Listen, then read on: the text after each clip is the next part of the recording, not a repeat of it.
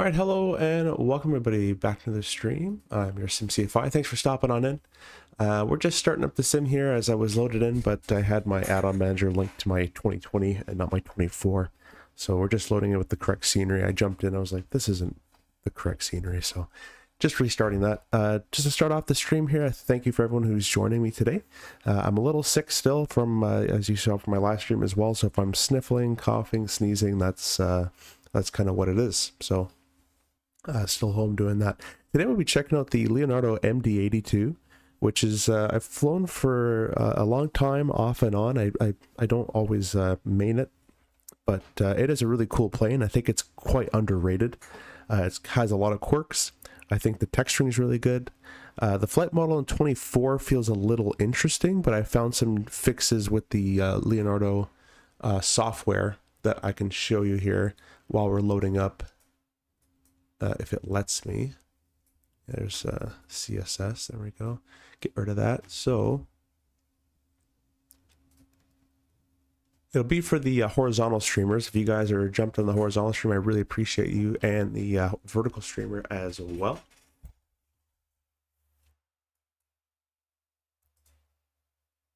So I'll bring it up on both streams here, and I'll show you what I did to make it feel a little bit more real to me. I've never flown an MD-80. I'm a CRJ pilot, so I fly the CRJ, but just based off videos I've seen and my experience in the RJ, where the MD-80 should be a bigger, heavier jet, I've kind of adjusted my sim to fly like that. So I left all my yoke and everything settings all default in the sim, but when I went to the Leonardo thing here, I went to the settings page, and then I went to axis calibration, and I went over here. Let's start the sim. Went over here and I kind of dialed these settings down a little bit, so you can copy these as best as you want. These are what kind of feel good to me. They're not set in stone. I'm still adjusting them, but this is what's good for me. So feel free to copy those down. And while I start the sim up here, with those settings in default, in my opinion, the airplane is way too wibbly wobbly. But that's just me. So I left all my settings default, and all I did was set those settings in the Mad Dog executable. So I'll put that away. There we go. So that's all I did there. We'll be flying from Minneapolis to Boston. Minneapolis, we're using Flight Beams Minneapolis, and they actually have given this scenery to me a while ago, and I've been using it here and there. And we're going to Fly Tampa's Boston, which Fly Tampa really couldn't be beat back in the FSX and P3D days, and they're still really good now. This looks like a proper scenery. The old scenery, I'm like, this can't be Flight Beam scenery. So this is the Mad Dog, the MD-82. It's another T-tail airplane, part of the T-tail club. And I don't really know much of the specs about it and the engine thrust and all that stuff, but it's still a cool plane. So we'll say hi to we got in chat, and then we'll keep going on here. So in the horizontal chat, we got Major Mark. Hey, welcome. Thanks for jumping in. Behind the skies, welcome as well. Tyler Rocks, you did a nice on your overlay for the flight stuff. Thanks. Yeah, I appreciate that. So one of my Discord guys, actually Samuel, who made that for me. Mark said, I fell asleep last night. Yeah, no worries, my friend. I actually kind of did too. I was thinking about it, and then I just passed out in bed. And on the vertical stream, we got Anthony. Hey, welcome. I'm sick too. Not fun and have in common. Yeah, I've been sick twice in a month. I don't know what it is. Going in and out of the airport, there's a lot of sick people, I guess, and on the airplane as well. There's a lot of sick people. So, anyways, not the best of up close modeling, but I'm pretty glad to have this in 2024. It's a really cool plane. I think it's very underrated. A lot of people don't know how to fly it, so they'll claim that it's not good. But I think it's up there, you know, I'd say it's up there with the PMDGs. I mean, it has maintenance items, it has failures, it has random system failures. It's, you know, for the average flight simmer, it's really good for what I use it for, which is basically average flight simmer as well. It's really good. Some of the texturing isn't the greatest, but in my opinion, it's the systems that count. You can see the engine's just nicely spinning there in the wind. Probably would have a sound effect. That's the one thing I will give this airplane, is the sounds aren't the greatest, and I kind of wish there was like a Boris sound pack for it. And I think they're trying to simulate that the engines are so far back from the flight deck and all that, but even in the cabin, you can't hear anything. So that's a nice picture right there. Anyway, so we're going to take a look at this airplane. I'm probably going to do some stuff wrong as I haven't flown it in a while. And but you'll be here with me. We're just going to be chilling and learning and flying it together. So if you don't know how to fly this airplane, hopefully this video helps you a little bit. There's the outflow valve right there. That's the most interesting outflow valve I've ever seen. Just a giant circle. That's awesome. Okay. Anyways, and we'll jump in the airplane now. So this is the flight deck of the MD-80. It's kind of like a 737 in a way, where it's in the 500 version, where it's kind of old school, but has a lot of features. You'll notice if I go over here to the autopilot panel, which, by the way, guys, if you're using MobiFlight, there is a MobiFlight Wing FCU add-on for this. So if you have the Wing FCU, you can use the MobiFlight profile and run the profile with this airplane. There's also a beta profile that makes the MD-82 work with it, but I haven't touched that yet. But anyways, if you look at the autopilot panel here, we still have all the features that you're used to. We have a VNAV, which does do VNAV climb, cruise, descend. We have an auto land feature. We have an auto throttle. So it's not like it's, it's not like it's, oh, let's bring my flaps back up. It's not like it's ridiculously difficult in terms of the automation portion. It's more of, it's slightly more hands-on, maybe a little bit, tiny bit more than a 3.7, but it's nowhere near as hands-on as an RJ would be. So anyways, looking at the overhead panel, one thing to remember, I know it looks quite intimidating, but one thing to remember with airplanes is they're all the same. They all have air conditioning packs. They got DC power, AC power. They all got AP, or well, hopefully they all got an APU. The Concorde didn't, but you know what I mean. So you're going to be starting this basically the exact same way you'd start a 320, just the switches are all in different places. So it looks confusing, but I promise you it actually really isn't all that bad. I think I just clicked something to go back to normal there. Mehmet, welcome. Best time to watch your SimCity, especially when you finished your cross country and getting close to type rating phase sooner. Yeah, welcome. What type do you mean? You mean flight test, like your PPL or CPL? Congratulations on that, by the way, though, if you're close to that. Quite bad allergy season here in the UK. Hit me another quite hard. Yeah, it might be a mix of allergies and sickness. That could be a fair point, actually. I'm not too sure. Can you make your overlay a bit smaller? It's massive on my screen. Yeah, for sure. Oh, you know what? It is massive. Let me... There we go. Thanks for mentioning that. Let me know how the sounds are. Oh, you know what? I turned the sounds off. Now the sounds should be on. Let me know how the sounds are coming up. So, like that knob. So let me know how that all is. This airplane does have a HUD, and I kind of forget it has a HUD, but it does have a HUD. I never use it. But I'm assuming it's used for Cat 2, Cat 3 approaches is probably what that's required for, if I had to guess. So, has a HUD. The cabin is nothing to write home about. It's nothing crazy, but it has a cabin. All right. So, in my opinion, and I don't think everyone shares my opinion, but the cabin is kind of whatever. Back in the P3D days, we were happy if the cockpit door opened, and the windows opened. So, I really don't care about the cabin all too much. Anyways, that's this captain view, first officer view. I got a view for the MD-82s, and then some views back here for some awesome wing views when we get to it. So first things first, just like every airplane you're going to start, you're going to need to establish some sort of DC power. In this case, it's going to be the battery, obviously, here. So we're going to look, if you look at the overhead panel, kind of in this section. There's not really a logic that I found to this. Is kind of electrics, this is kind of air conditioning. You can see they're labeled air conditioning, so you can kind of work your way around a bit, but there's no real logic to where everything is placed in that I've seen. But this is the battery switch right here, so we're going to click the battery on,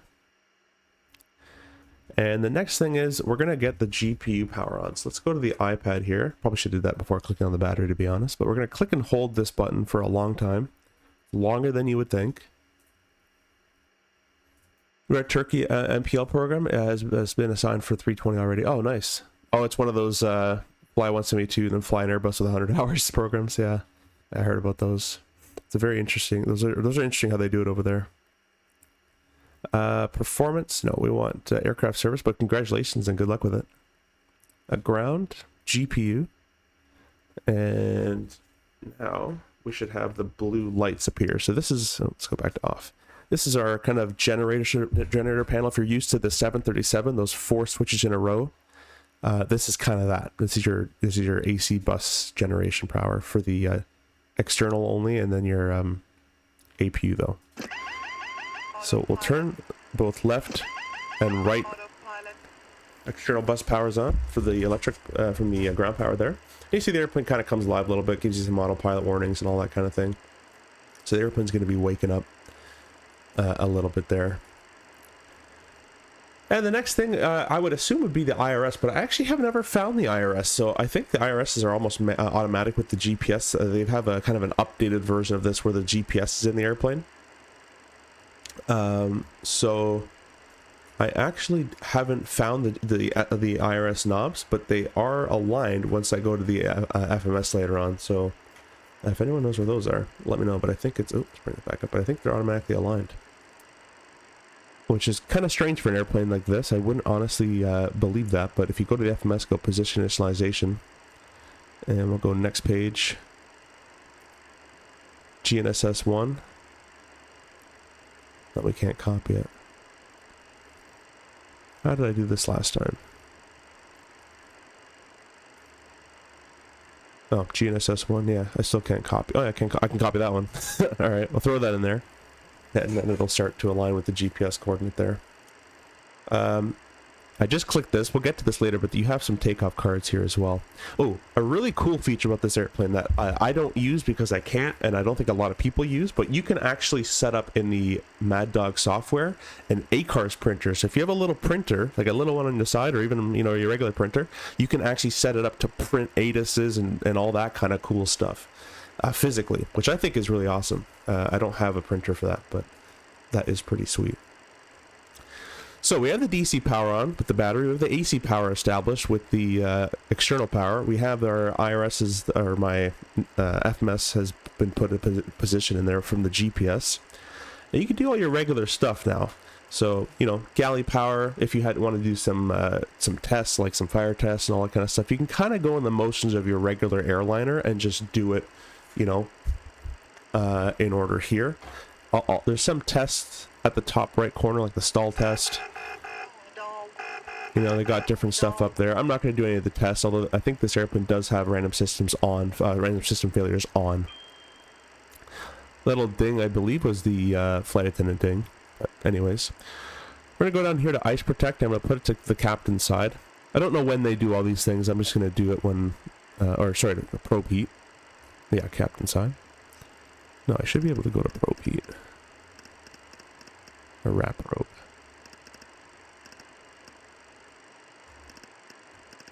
There we go. And seatbelts can stay off. No smoking is obviously going to stay on. This is all your anti-icing here. So you got windshield anti-ice, engine anti-ice, and then airfoil is wing anti-ice. But they're calling it a little bit different there. And that's just on the just above these warnings here. Tasha, is it bad that I think your overlay is better than mine? I mean, I appreciate that. You can ask Samuel to make you one as well. He's in my Discord. Just go @Sam and it should pop up. But now we're going to go to the iPad and we're going to go ahead and get some fuel loaded on board. So we can do the GSX integration if you want to use this. You don't have to use this. You can use it with your regular GSX pop-out window. But we're going to do request boarding. And we'll also do request fueling. We're going to press that. We're going to press the electric flight folder. We can import our sim brief OFP right here. Now I'm using the JZA format for my RJ days. So the Lido, I believe the Lido you can scroll and I'll have different tabs for it.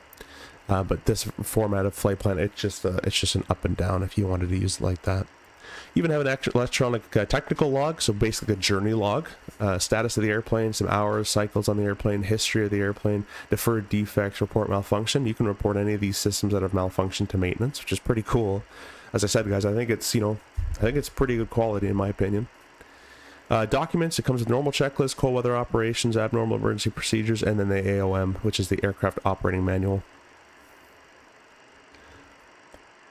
T-Lod do you use? T-Lod. I don't know what T-Lod is. Terrain level detail? I just figured that one out. I think it's 120s, 130s I'm using.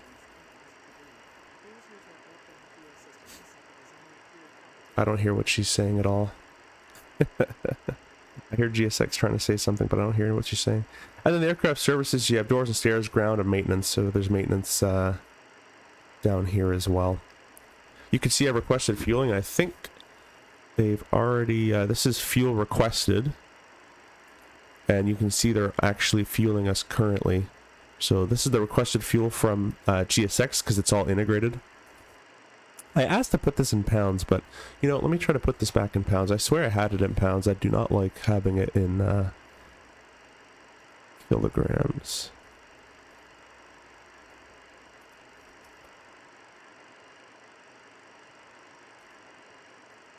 You can even choose boarding music, which is kind of funny.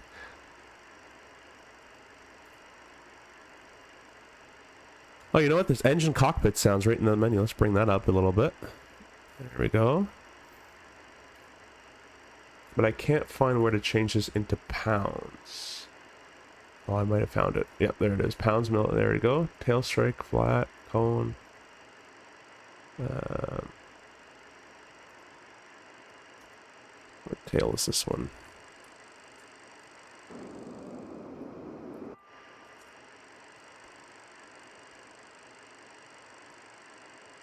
There we go. Auto throttle arm, always play. Oral, yes, I want that. Show armed altitude is flight level.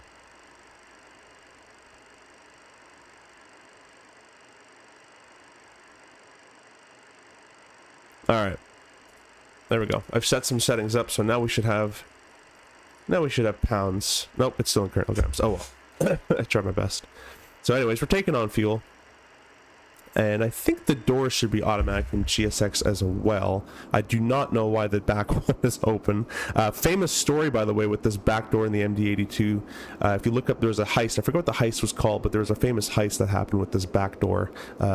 Basically, a criminal got on board and actually allegedly escaped through that. No one really knows if he died in the fall or not with a parachute.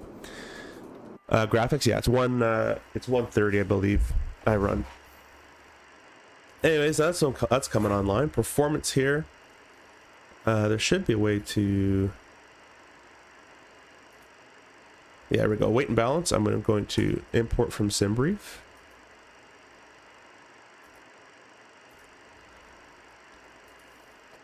And that's going to load us up nicely. Performance. We're going to be at KMSP. And we'll get to the runway later because I'll have to figure that out. Yeah, I don't know. I don't like that this is in kilograms. I would like to change that, but anyways. And you even have your basic charts here as well. So if you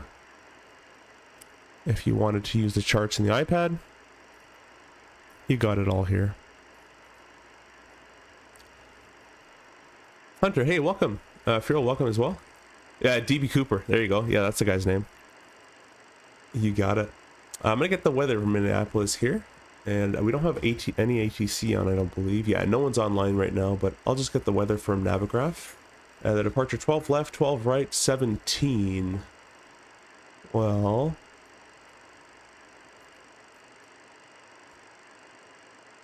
we could take. I think I've been to Minneapolis. They usually give you 17 to land, if I'm not mistaken. We've done that one a couple times, but we'll take 12 right.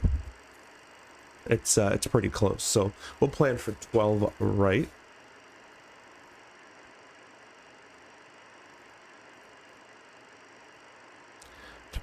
It's dry, flaps optimum. The wind is... Actually, let me show you something, guys, something kind of cool. If I go over here to ACARS, we'll go menu, ACARS, AOC SID, free flight.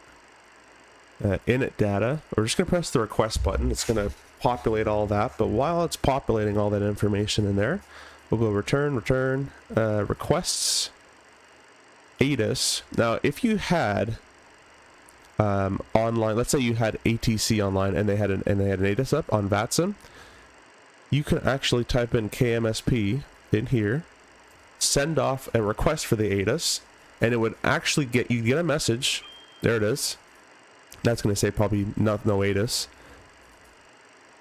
Yes, it says a nil because no one's online. But you'd be able to have it written out with you, all the ATIS here, and then you'd be able to print it if you have a real printer, which would be kind of cool to see as well. For us, we can try doing requests, weather request, KMSP.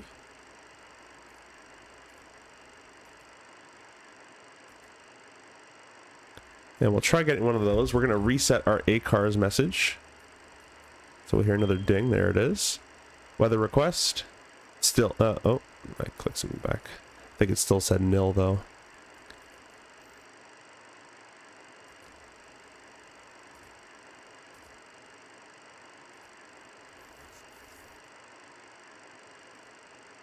Yeah, I don't know why that happens. It used to work, so I probably didn't set something up properly.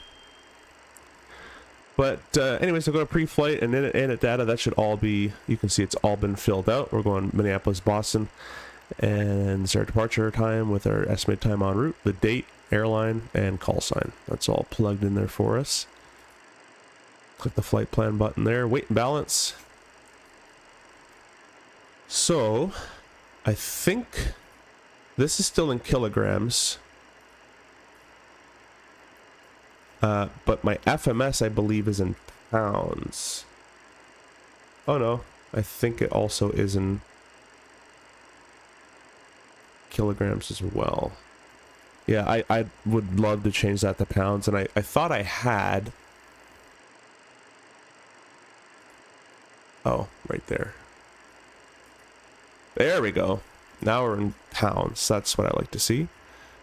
And we're in pounds there. Cool. There's another ACARS message.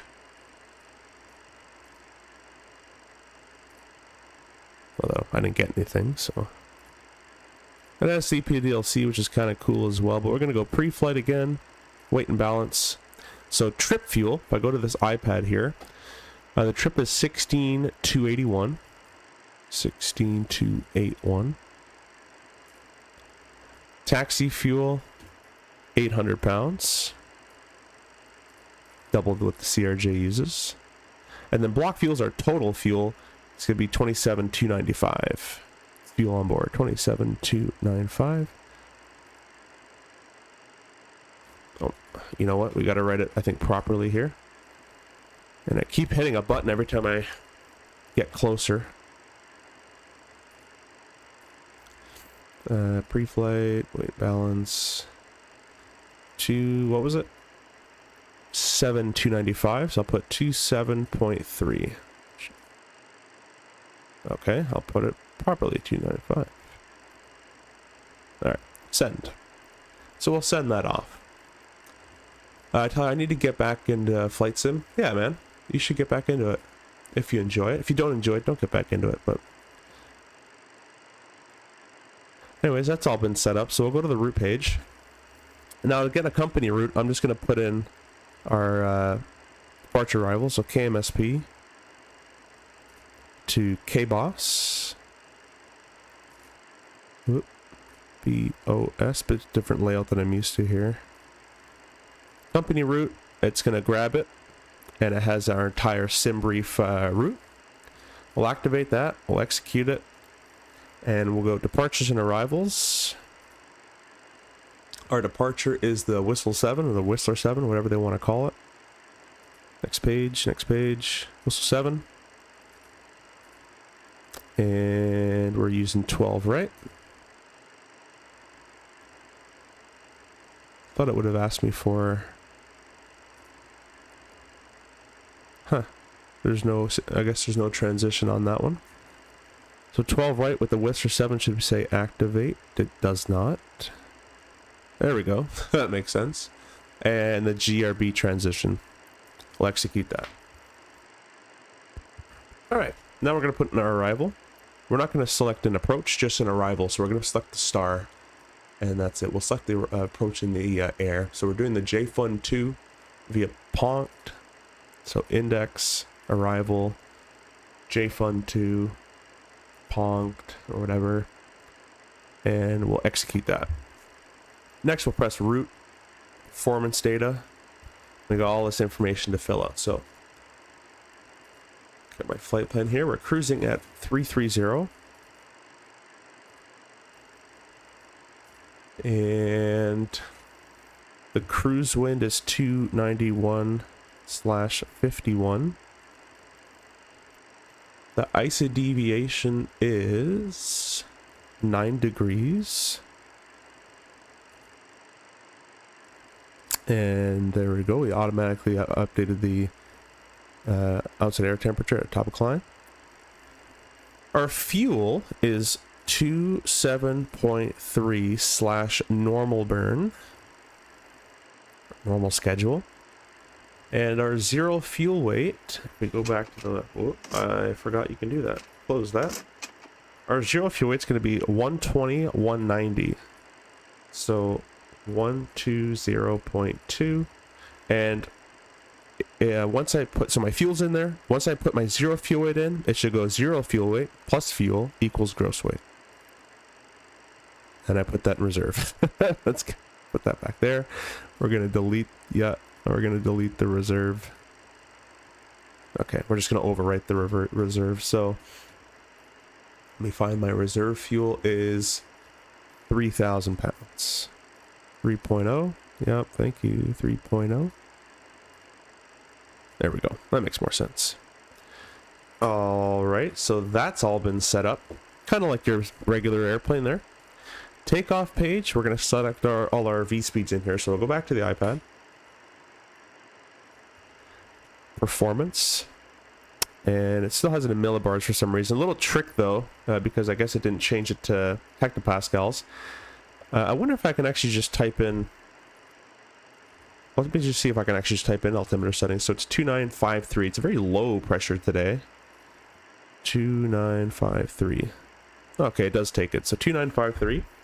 Outside air temperature on the weather was 30 degrees. So it's a very... so this is kind of the worst condition for an airplane. It's very hot with a very... or not very low, but it's a pretty low pressure. So low pressure plus very hot. The performance in the airplane is not going to be that great. Anti-ice is off. The packs will stay on. We're not going to force a normal takeoff, so we can allow it to do a flex or a D-rated takeoff. If you knew the runway length reduction from runway, you can enter that in here. For us, it's basically full length from the threshold, so that's all good. And then our takeoff weight. So we'll go to our weight and balance. Takeoff weight is 146,685. 146,685. This is the only thing I kind of wish that was better in the MD-80 was that all the pages you got to go through. They could streamline it a little bit nicer for people to, you know, easily use. Press calculate, and we have a flap setting of 7.5, a select temperature of 31. That's our flex temp. The V speeds, our VRF at flap 40. If we have to come back and land, and then our retraction, our slat retraction. And VMAN, I actually don't know what it is. It might be the equivalent of... No, it wouldn't be VT. So I don't know what a VMAN is. You guys can tell me in the comments if you guys know what that is, though. You ever fly any of the MDs in real life? No, I've never flown the MDs in real life. It'd be a really cool thing to do, though.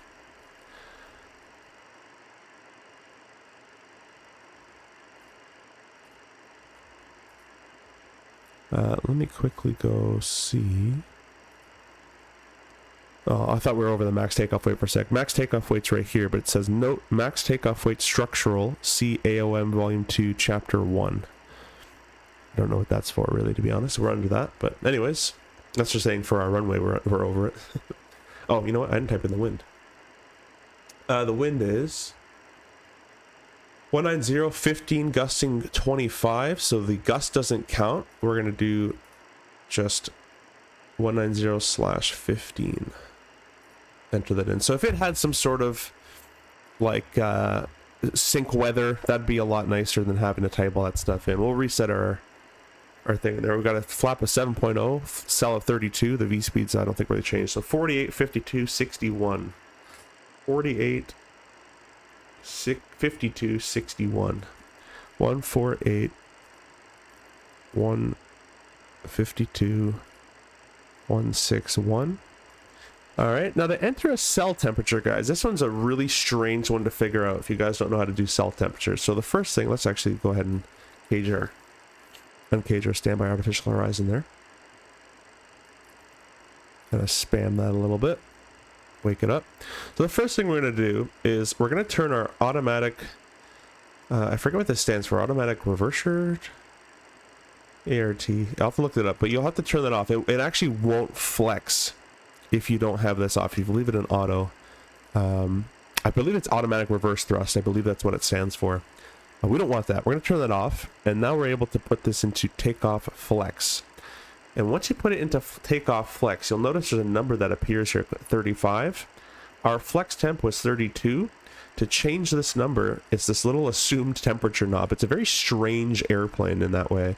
So put 32. And now we have a flex temp of 32, which will give us an EPR limit of 20. All the way over here, you can see it's been changed. If I change this assumed temperature, if I make it hotter, you can see our EPR gets lower and lower and lower and lower because I'm tricking the engines thinking it's hotter, hotter, hotter, hotter. The max of 56 degrees. We're going to go back to 32 degrees. Assumed temperature. Remember, it's 30 degrees outside.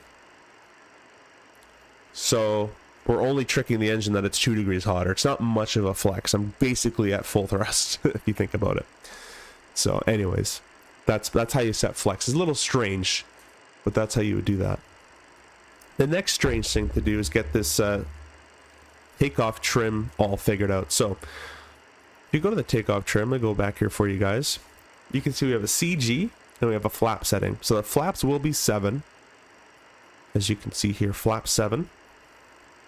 The CG we're going to have to find on the other page. So this one, weight and balance.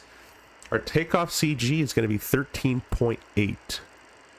So we'll put it in here. Basically already set for us, actually 13.8.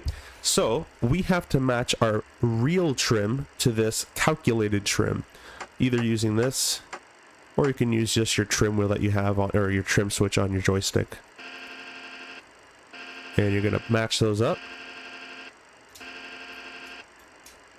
as best you can do it. About there.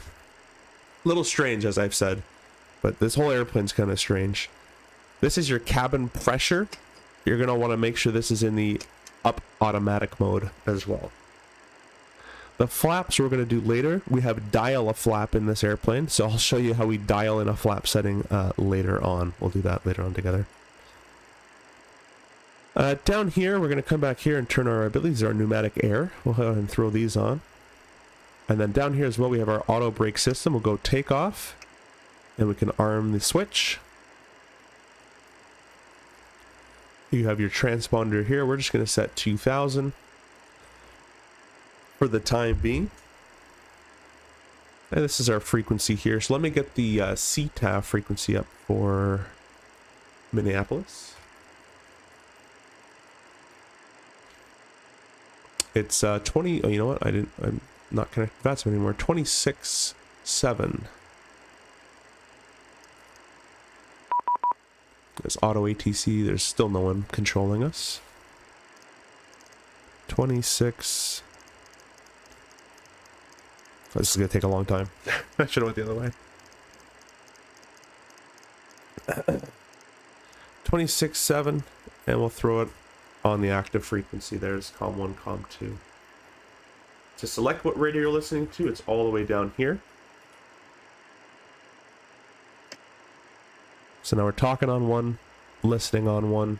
It's all good. Our oxygen is on. This is a very Air Force style, you know, F-18, F-16 style air oxygen panel there.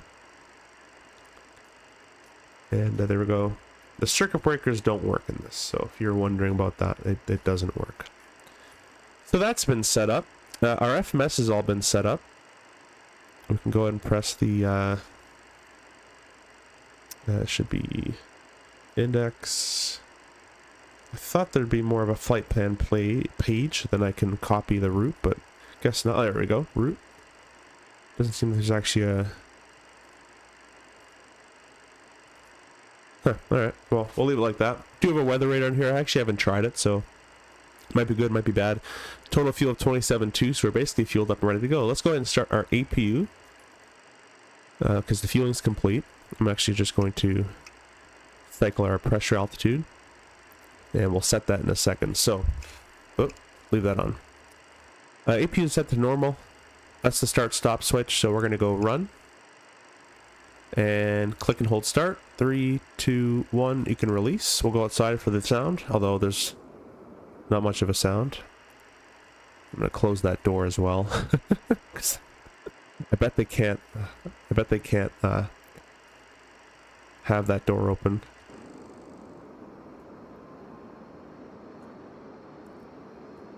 So you can kind of hear it. The sounds aren't that great. Seems like they would really keep a pilot on their toes. Yeah, this one does.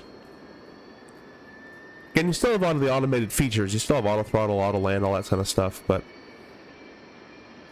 the engines are massive as well for the airplane. I'm gonna get some water as this APU starts up. It's a very interesting APU sound.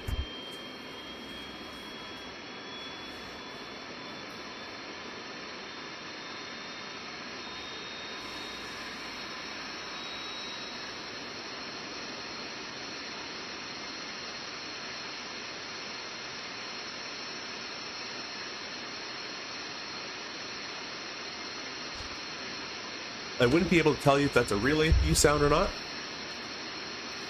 But, yeah.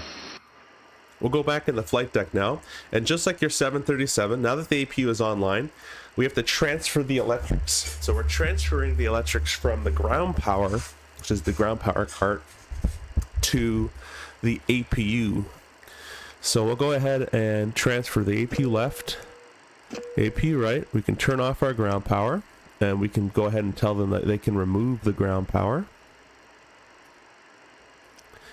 Doors and stairs. I'd really like to close all these, but I guess not. Well, I'll request before to departure and I'll do it. Tricky plane, which makes clicking the buttons more critical. Yeah, exactly.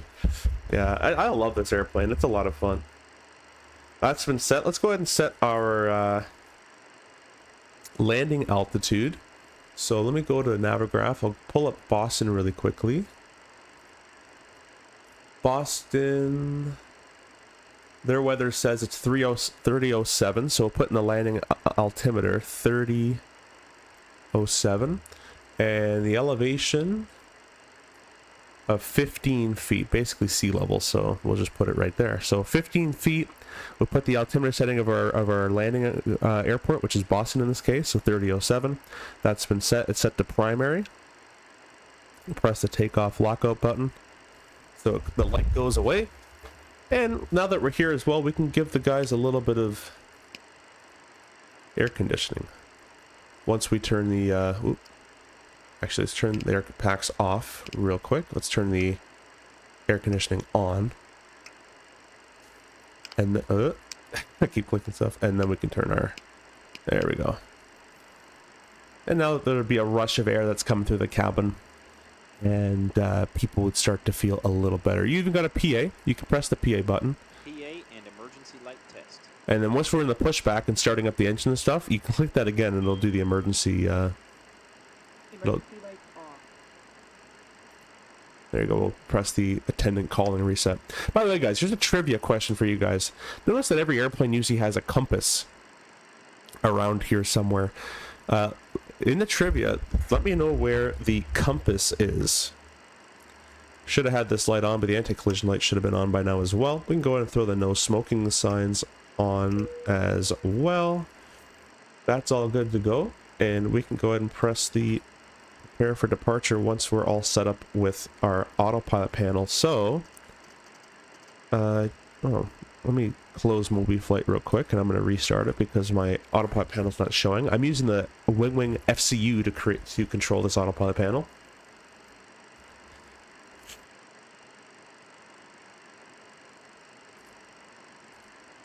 There we go. So we're going to put our V2 plus 10. I don't know what they actually use in real life, but I'm going to use V2 plus 10, which is what we use in the CRJ. So V2 161, 171 we're going to put in our autopilot panel. Goes a little quick. There we go. Our departure heading is going to be the heading of our, or the course of the heading of the runway, basically. So 121.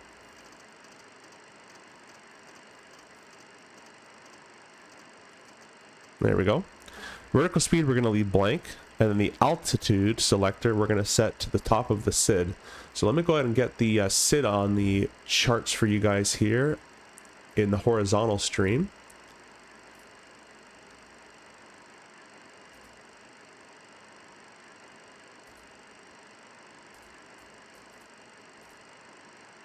There we go. So, Whistler 7 off runway 12 right, with DME equipped airplanes. It's heading for assigned headings. This is all runways. For assigned headings from 060 clockwise to 100, we don't have an assigned heading. Cross DME of 7.0 at or above 3,500, maintain assigned altitude and able to comply by ATC. Well, we don't have an assigned heading, so all runways is fly assigned heading. Radar vectors to the GEP, radial 072 to Wilson. Turbojet aircraft maintain 7,000 feet or lower assigned altitude. All aircraft, other aircraft maintain 5,000. So we are a turbojet aircraft, so we're going up to 7,000 feet. So we'll put this guy up to 7,000. There we go, 7,000 feet. So V2 plus 10, heading at 121, and 7,000 feet set there. All right, so we're pretty much good to go on that part of it as well. If you ever guys are wondering how to change your navigation displays, it's all in the left side here. So right now I'm in the arc mode, kind of your standard mode there.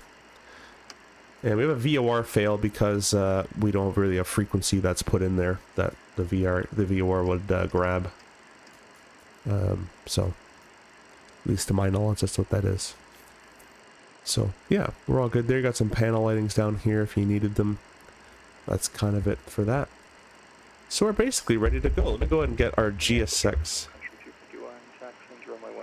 There we go. We'll press prepare pushback departure. Nope. I would like them to close that door for me, though.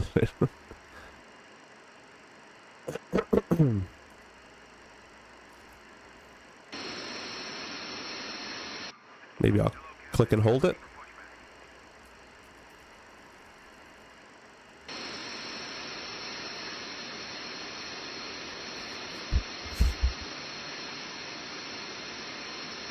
I think there's something with this door. It's not a bug. I think there's something with this door. There's a certain way that you have to press the pause button. There's a certain way you have to do it so it actually closes.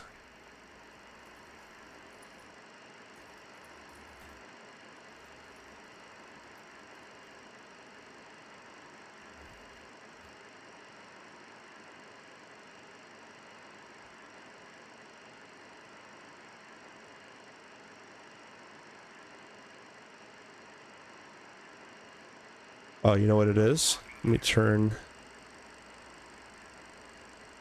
that off. I'm just trying to read on Reddit why this door isn't closing. Reddit is the answer to a lot of problems.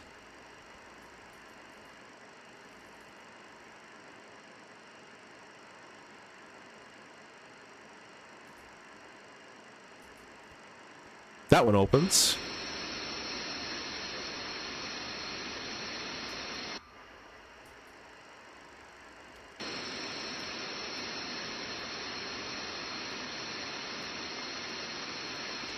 Any ideas, guys? Don't you need hydraulics for something? No, the rest of the doors all open and close. I mean, maybe. You could be right. But all the other ones were working just fine. And they opened it, so... That was GSX that opened it, unfortunately. Whoop. I keep clicking stuff when looking around here. Yeah, so throw our fuel tanks on. We'll leave our igniters off for the time being.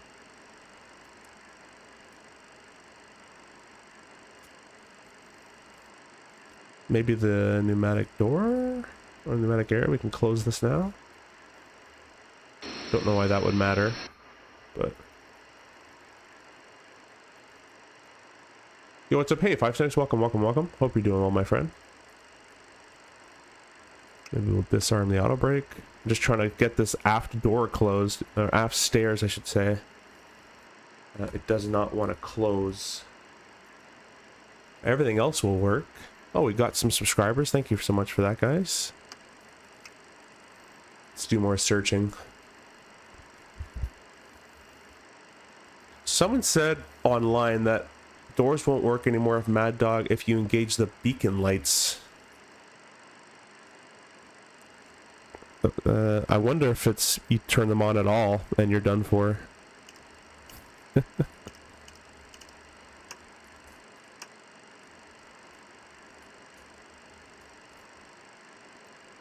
Got emergency lights to arm. That should be there already.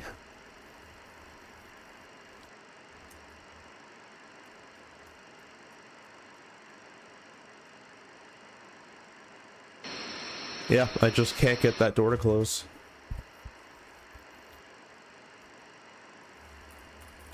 Or the stairs, I should say. The door's actually closed, just the stairs are open.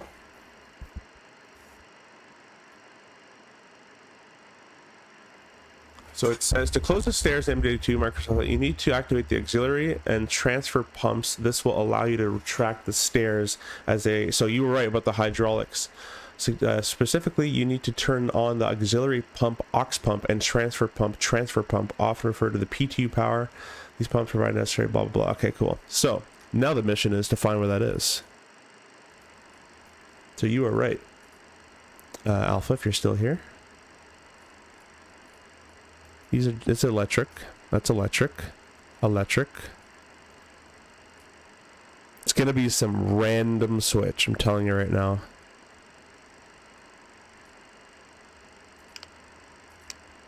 Gonna leave that one for now, because that doesn't say what I was looking for.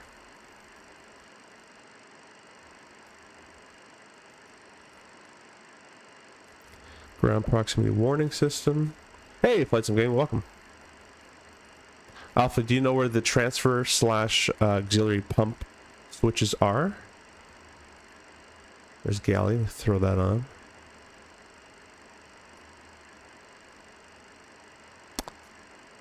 Lonnie, the current situation is we're trying to get this door closed, or the stairs closed. We need the hydraulics apparently to be, the transfer pump has to be turned on or something like that.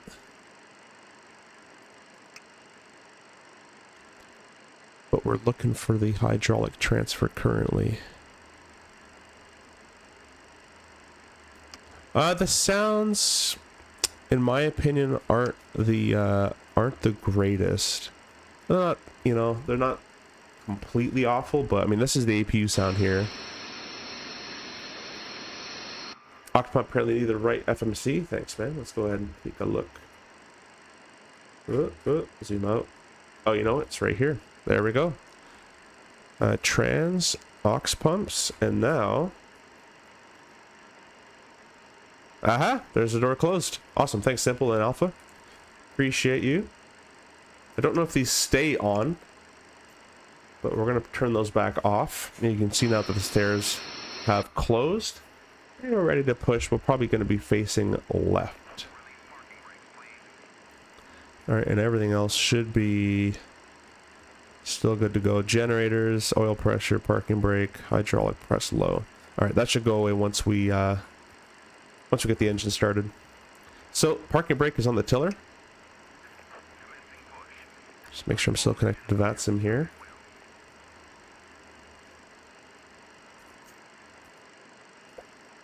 And we're starting our push. Given how expensive it is, I'll wait until Boris puts out a sound pack. Honestly, I wouldn't wait. This airplane is really, really good. The sounds aren't great, and you just hear the clicking of the standby altimeters and all that kind of stuff, but I wouldn't wait. It's pretty good. Yeah, right. I forgot that panel even existed, to be honest with you.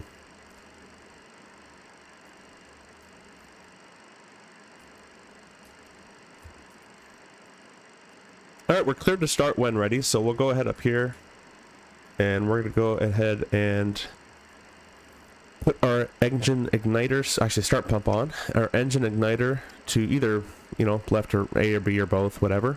And then we're going to click our starter switch. So I am going to put our fuel tanks, center tanks on as well. We'll start the right hand first. gonna scroll wheel it down. Actually, you know what? I should turn off my packs first. That's not an RJ. There we go. And I turn the engine sounds up in the Mad Dog configurator thing.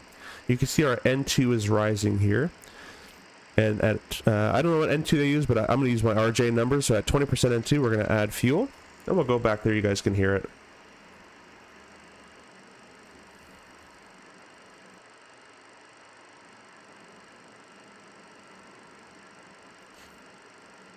You can see not much of the best sounds. I still hear the clicking in the cabin.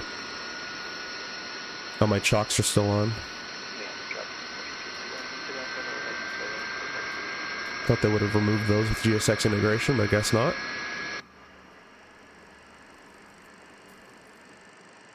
So yeah, the engine sounds, they're there. They definitely aren't the greatest. So to set the parking brake, it's like a real parking brake, guys. You're going to click and hold your wheel brakes. Click and hold the knob or the switch. Release your wheel brakes, and then you can release and then you can unclick this. If you just click it, it'll just bounce. So click and hold the brakes. Click and hold. Release the brakes. Release the brake.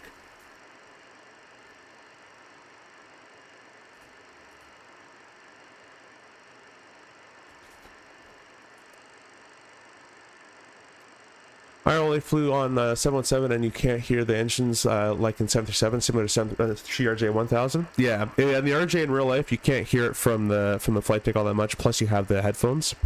But in the cabin, you can definitely hear the RJ, at least the 900, and I'm sure the 1000 as well. The CF34 engines are quite loud, and I'm sure these ones would be quite loud too, as they're turbojet. A little bit more, or not, a little bit more of a smaller bypass. All right, let me actually pay attention here. We'll turn the starter switch off, and we're going to do the same on the left engine. So, nope, go back. Gonna start number 1. I was just running. I was just killing that start pump.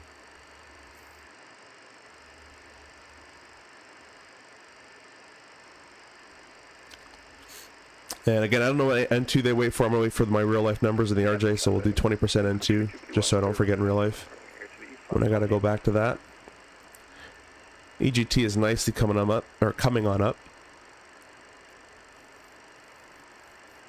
And yeah, I completely agree that in the flight deck, you shouldn't hear the engines all that much, as they're really far behind, plus you'd have a headset on anyways, but back here, 100%. Those should be growling at you.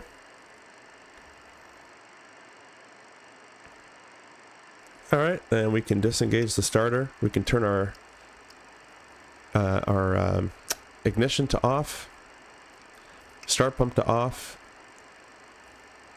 Fuel heat, I believe, goes to on. Oh, never mind. I guess it doesn't. You can leave those off. As I said, guys, I'm kind of just going as I'm just kind of having fun as we go.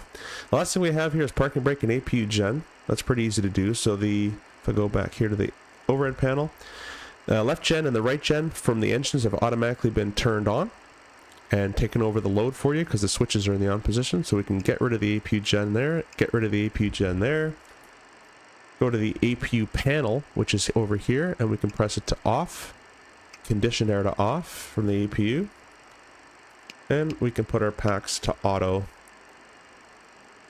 Now all we got there is parking brake, left fuel heat on, right fuel heat on, rudder travel unrestricted. So if I go, well, I guess I can't go off. All right, that's pretty much it there. And now we're basically going to taxi over to the runway.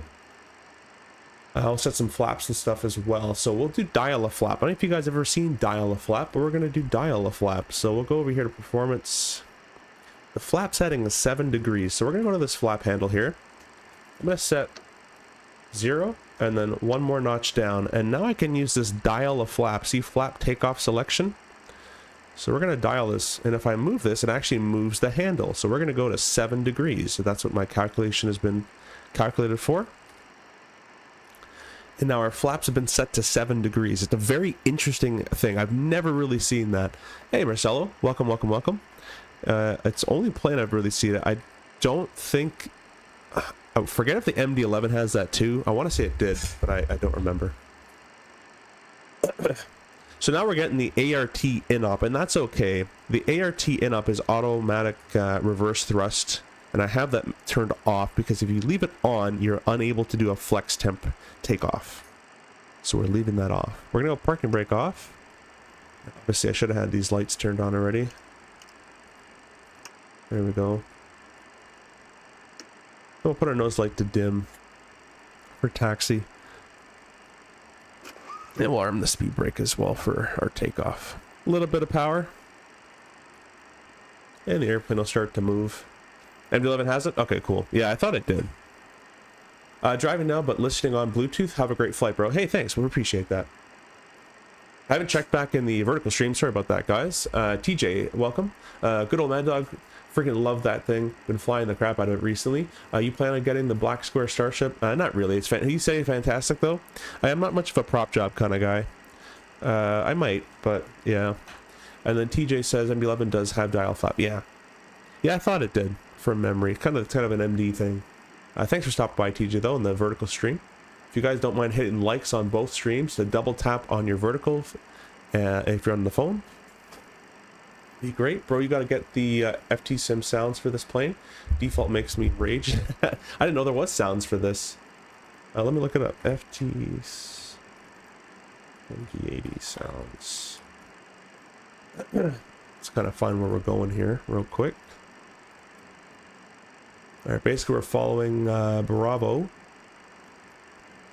Minneapolis traffic, prime air 4211 will taxi 12 right via Tango Yankee. I'm going to make the switch actually to Alpha. Cross, oh, what is that runway there? 4. Okay. It's a pretty easy taxi, actually. Minneapolis traffic, American 1333 taxiing Bravo Alpha, crossing runway 4, holding short 12 right. So this is Bravo, this is going to be Alpha, so I'm just going to take the line over to Alpha here. If you go back to the beginning of the video, though, I've set my controls for this airplane, the pitch yaw and roll, to be a lot more, what's it called? A lot more kind of stiff, a lot more sluggish, as you can see the real airplane is. From my RJ experience, the CRJ is quite a, it's not crazy, it's pretty sluggish airplane, more than probably people would think. But the MD, from what I've seen footage-wise, and just naturally as it's heavier and older style kind of airplane, it should be even more sluggish than an RJ. So I've tried to dial that in as best I can.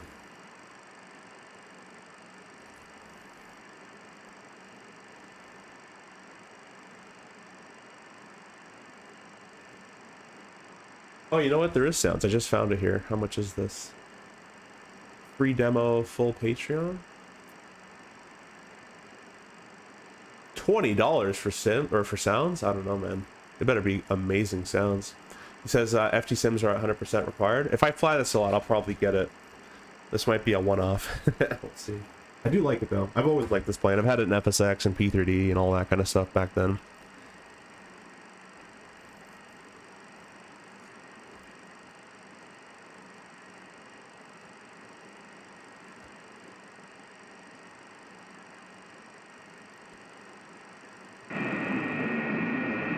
They're free? Oh, okay. Then I'll 100% get them.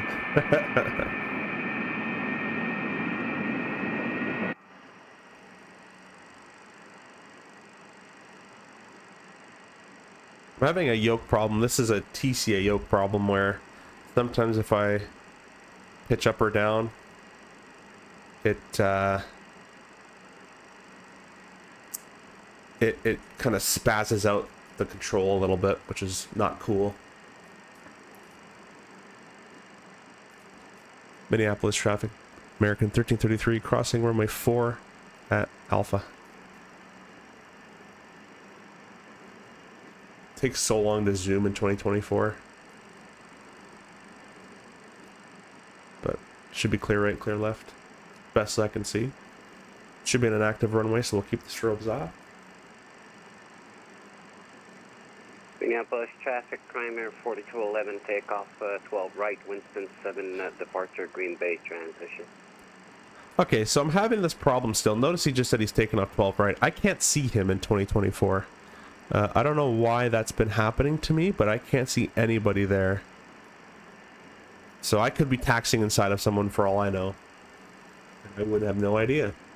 So for that case, I'm going to disconnect from VATSIM until I get 2024 kind of settled, because I can't see anybody. GB says, I thought you had to be in their Patreon. Yeah, I think you do. What it's looking like, that is what it's requiring. Let me set our ACARS link there. Yeah, this is an amazing airplane. It looks, I don't know, to me this airplane looks amazing as well. With that old nice chrome metal polished finish. No, there's a way to get to do it. I'm looking into it, and I'll PM you what I've got, because I've got it for free. Okay, that sounds. I don't do any pirate stuff, so I don't know if it's that you're talking about or not. But I don't do that kind of thing. I'll pay for it if it needs to be paid for.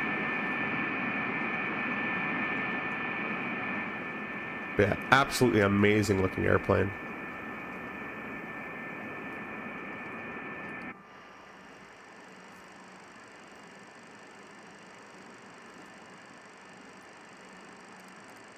Ooh.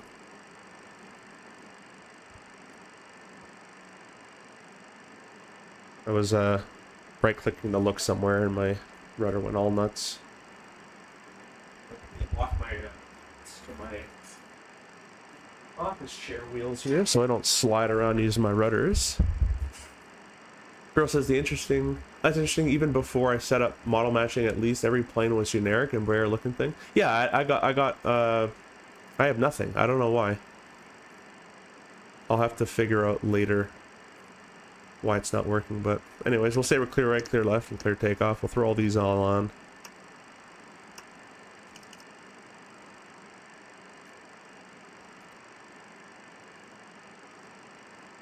And basically what we're going to do is we're going to throw the thrust up a little bit.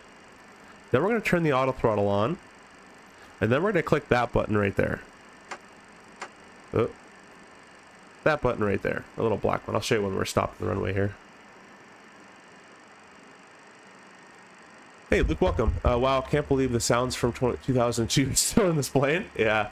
JBS, I flew these often with Continental American in Atlanta. Or, Italia. Oh, that's a beautiful skin on this airplane. My background's Italian as well. I've always had a soft spot for that, especially on the 7.4. The little black nose. Oh, that was an awesome one too. Not pirated? Cool. You have to be in the Patreon. Yeah, that's what I thought. Marcelo, are you on VATSIM? I was, but I wasn't seeing any traffic due to a 2024 glitch I've been having. So I'm not going to stay on VATSIM. One thing, guys, with this airplane is, or I'm not on VATSIM anymore. One thing with this airplane, guys, it has a wing. The lights are retractable. So you can see they come out of the wing, and I've read things where these just being extended will cost you about 50 knots, which is kind of funny, I think. So anyways, we're gonna put the power up about 50 N1 or so. Then we're gonna press the auto. Well, actually, we can press the auto throttle arm now, and then we're gonna press that black button right there.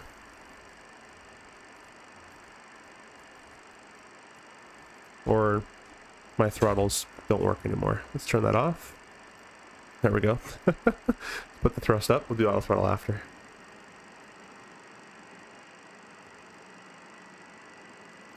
We'll press the auto throttle switch. Should have turned my flight directors on earlier. And we'll press the button there.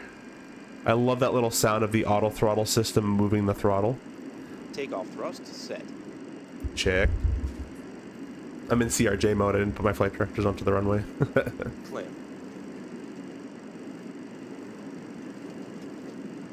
$80 knots, cross check. He shouldn't technically say cross check, but anyways. Should be 80 knots, and I would say checked. A little bit of left rudder, a little bit of right aileron for the wind here, as I'm feeling it.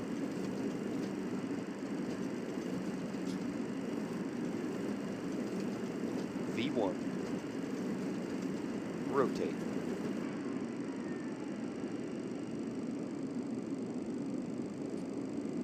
This airplane into the air here. Positive rate. Gear up. There's the inner marker. Don't get scared of that. Gear up. Lights out.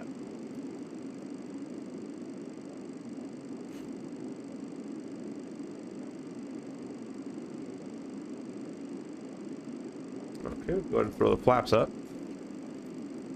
Yeah, we can go ahead and press our VNAV button and our nav button. And we can trim this out a little bit here. There we go. And we'll throw the autopilot on.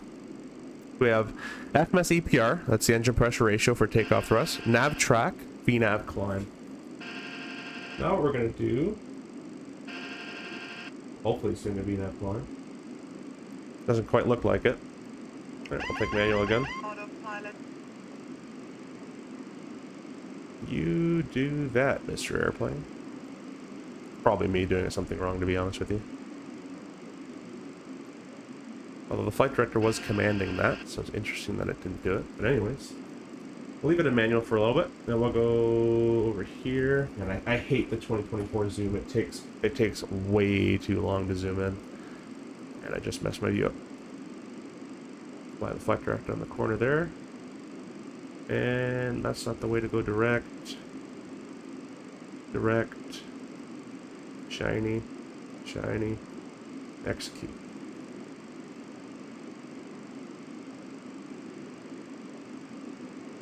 It fly. You can feel how heavy this airplane is, though. It's a really heavy jet. I think those would still be out at this point. Really heavy jet. The auto throttle system is going to go ahead and give us over to 250 knots. We can select the autopilot on again, and we can see if it wants to do it this time. The FMA, your FMA work will get impeccable in this airplane. Your flight mode annunciator. You always got to be checking this. Usually this is at the top of your PFD, or maybe the top left, like the CRJ. But in this guy, it's right here. So your FMA work will be impeccable once you go to any other airplane. As once you click something, you really need to verify that's what it's doing. And even though it did say VNAV climb, it didn't do it anyways. So you really got to verify that everything is working correctly. There might be an autopilot limitation that I don't know about. Maybe I armed it too early. The RJ is 600 feet above ground. Maybe it's a bit higher for this one. Anyways, we're going to go to our power setting here. We're going to put our automatic reverse thrust back to armed, or auto, and then climb EPR. Climb thrust set. Awesome. Everything is going, no missed faults, okay?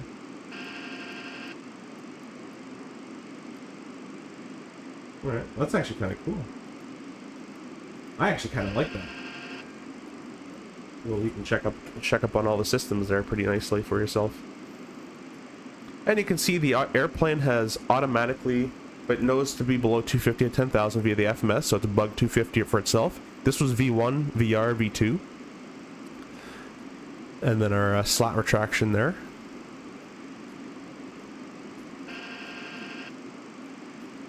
Actually, I remember I was upset to fly MD-82 because it wasn't 727. That was at the gate next to ours. Yeah, 747 is a pretty cool looking plane too. That sound is the best feature. The autopilot one? Oh, stabilizer motion. Yeah, stabilizer motion. I don't hear it though. Did we hear it? I just heard the actual sound effect. I didn't actually hear the actual call out. Let's see here. Where's the temperature? I think it's somewhere in the middle here.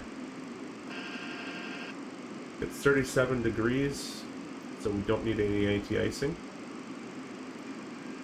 Hey Ivan, welcome. Hope everyone, or hope you're doing well. Vero, the vertical stream, pretty fancy automation for this time. Yeah, I think this is really automatic. This is more automatic than the RJ. There's 6 for 7,000. Let's go ahead and go all the way to our top altitude of 33,000 feet.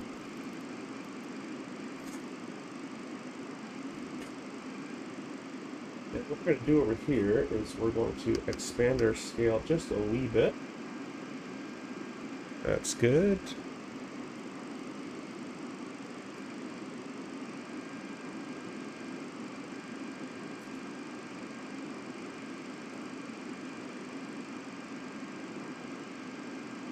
I wonder if I can lower this.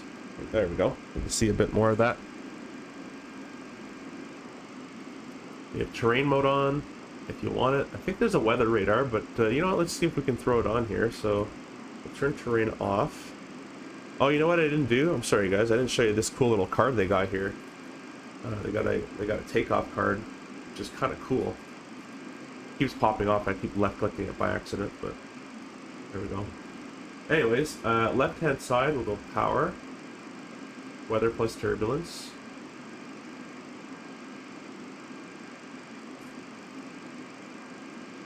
And our weather radar has turned to green. Just trying to get it so it actually shows that we're not climbing again. So this is what this is a me fault. Notice when I said FMA, you got to be checking that FMA. I set 33,000, but it went to VNAV level already. So I'm gonna click VNAV climb again, and it's gonna go back to VNAV climb. So that's where the FMA stuff really comes in handy. Again, it's not a plane problem, it's a me problem. So if people have a problem with the airplane, it's probably because they don't know how to use it properly. Oh, I hit my yoke. That was my fault. There we go. Autopilot's back on. Nav track, VNAV climb the FMSE pair. So yeah, family was flying from New York to Cabo on American. Flights out got canceled, so we had to fly next couple of days. Last row's Fokker. I don't want to be on that. Going to Dallas, last row of the Mad Dog. I'd rather be on the Mad Dog personally. On our way back up to 30,000 feet here. You can see we have a little bit of weather showing up along our route. Tiniest a little bit. But what I'm going to do is I'm going to tilt this up to about 4 degrees nose up tilt. We can kind of see what we're going into.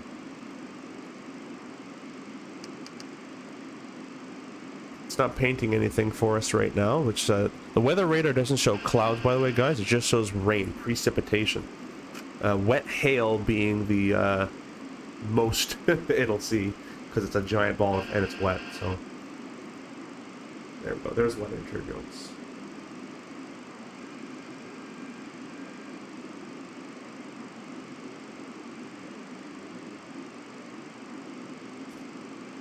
I'm just playing around with the knob to see if I can. In real life, you should be able to paint ground. So if I go low enough, now at minus 13 degrees, it actually should be showing me. It should be showing me terrain. So this is not what a real weather radar would do.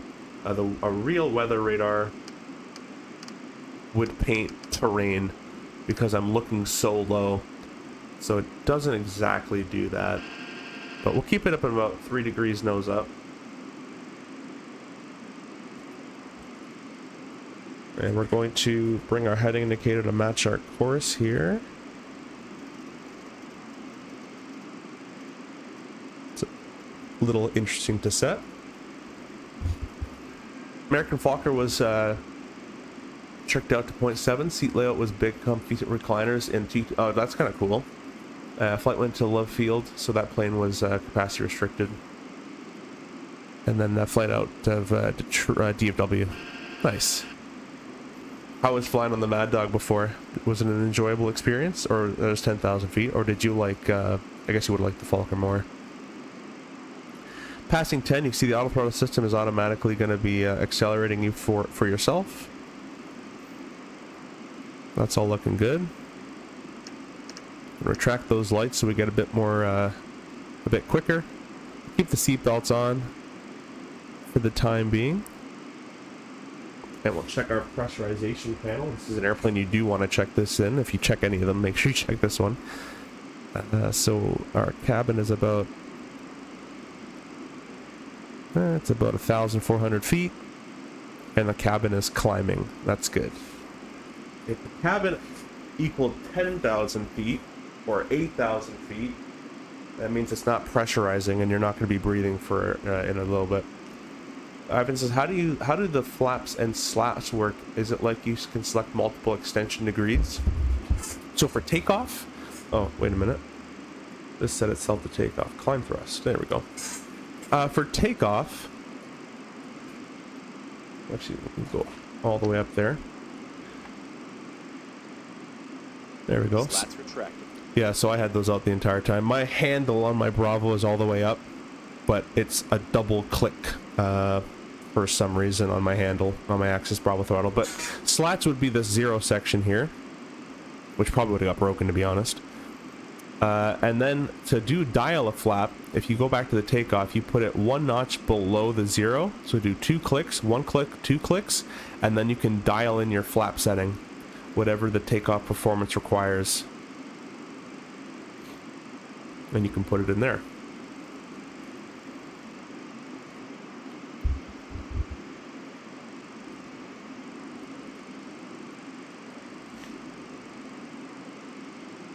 Mad Dog was classic. Lots of memories on that plane.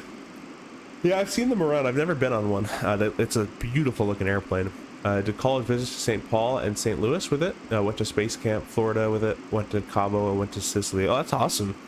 That's fun. Sure. Sicily with a Mad Dog is insane. I guess you took it from Italy though. I would imagine, like Rome. I was thinking going from the States, which obviously it couldn't do.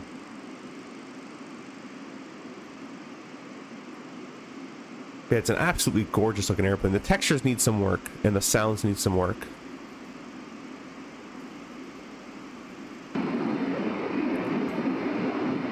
But anytime I see this old American skin, especially on an MD-80 or a 767 or a DC-10 or whatever, Falcon 11, I always think of those old like 80s, 90s movies. Home Alone, Die Hard. It's always one of these little, you know, MD-80s.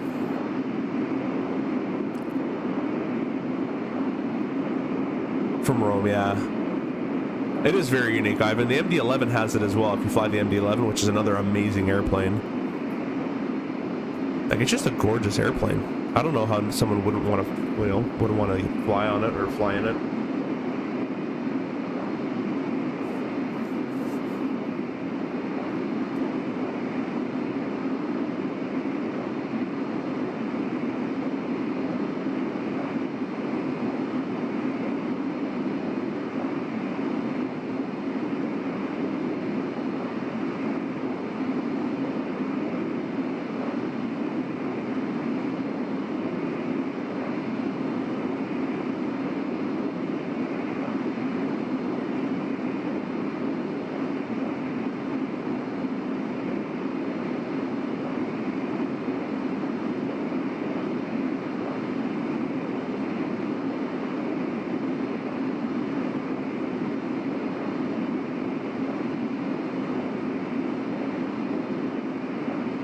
Alitalia had a huge fleet of them. Yeah, they did. I think the Alitalia livery was gorgeous. I might even do some Italian flying in the sim. I've never actually done really any European flying in the sim. I just don't really care to, but I might do it in this one. If you really going to get the 80s feel of American Airlines, you need to get the black nose with the super. Yeah, that one's awesome. The 80s luxury jet. Yeah. Isn't it an MD that Denzel inverted? Yeah, it is.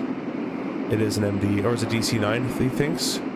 Yeah, one or the other. The MD-80 is basically an upgraded DC-9, so looks pretty much the same.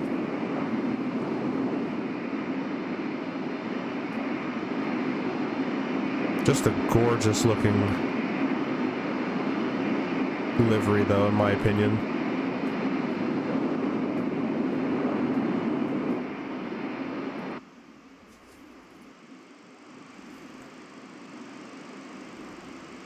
Alright, we're still looking good. Nav track, VNAV climb.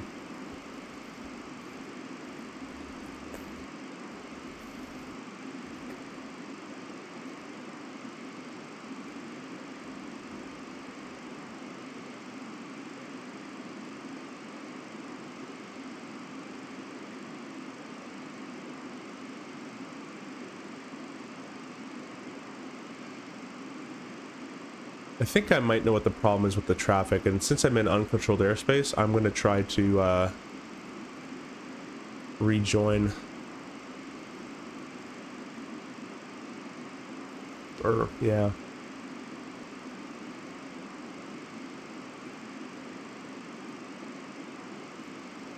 Sorry, Bear. I forgot on the vertical there. More fun to watch than fly, I recall. The seating is back pretty comfortable. I can't remember why it might have been a fuselage shape.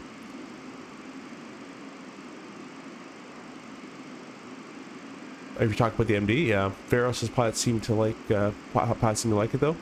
Is that about the MD-80 Barrow if you're still there, or the MD-11? I've heard pilots like the MD-80. It's a very quirky bird. JBS says, I think I was initially marketed as a DC-9 Super 80, which is American called the Super 80 and then not MD-80. Oh, okay. Yeah. All kind of the same airplane.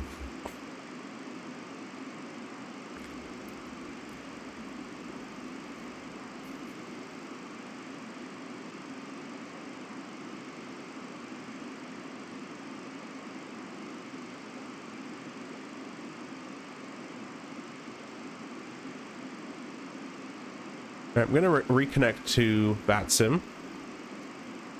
And I don't think I'm in anybody's area.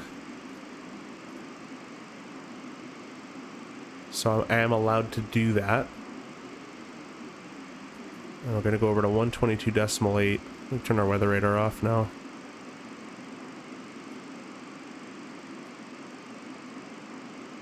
We'll put terrain back on, just as a default.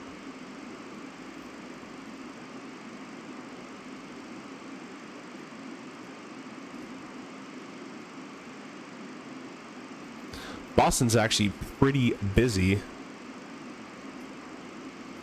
Toronto looks pretty busy too. Toronto has like the entire kind of section opened up, which is kind of cool. I can give myself a couple directs here because I want to. Let's see here.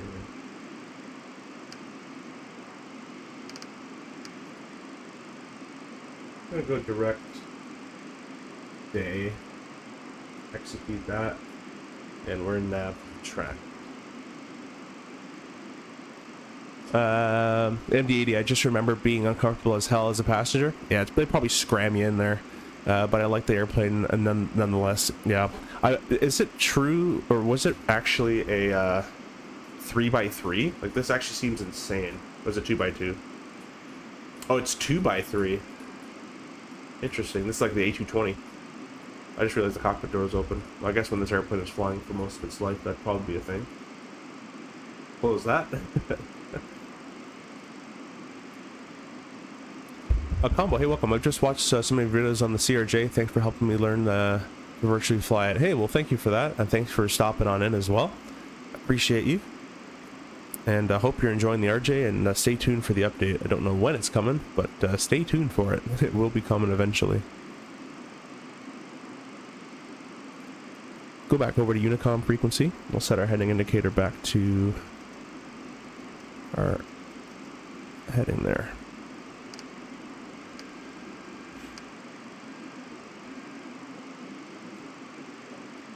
Yeah, I can let the people go.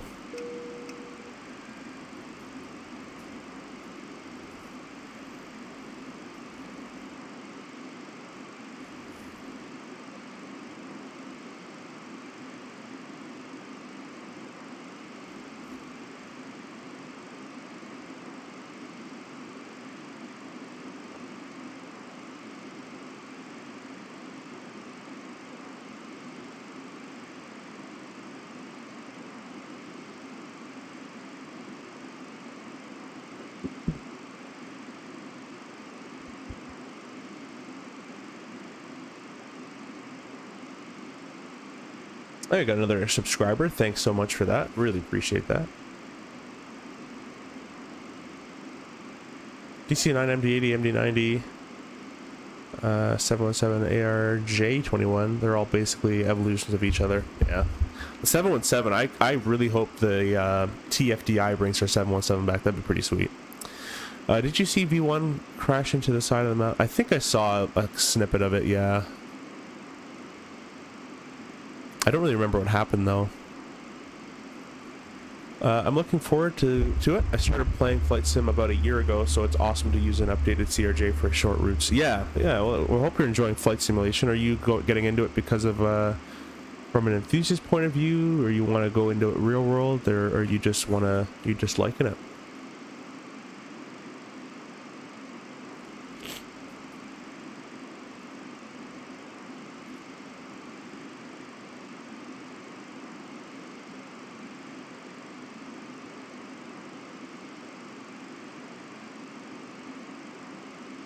By the way, guys, if you look at the top right corner of your screen, if you haven't seen it already, those are the channel partners.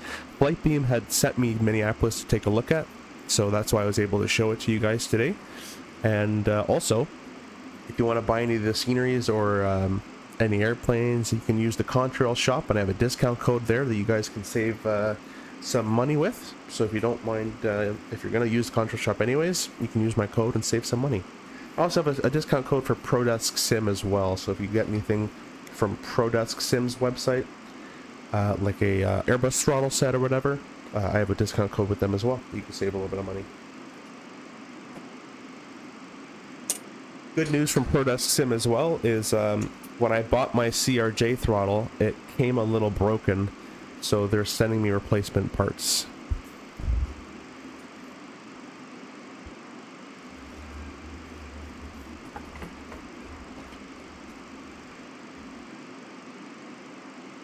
Yoke problems? Yeah, makes sense.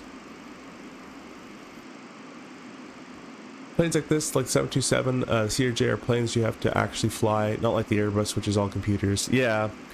I don't know if you've noticed on my channel. Obviously, I fly the CRJ because that's my real life bird, and that's what I'm used to, and that's what I like to do. But I've been flight simming for going on 13 years now. I've kind of had experience about 8 years or so in DCS with all the airplanes in there. Pretty much, except for some of the trainers from World War II ones I didn't really care much for, but you know, anywhere from Harrier, Mirage to F-14, F-18, 16, Apache, all that stuff. So I did a lot of that. In the meantime, I did a lot of flight sim as well. So if you go back to the old channel videos, I have 787s and all that stuff. So I've been around flight sim for quite a while, and nowadays in flight sim, I like the Airbus and I like the 7.3s and all that, but everyone flies it and everyone streams it, or the 777 or whatever.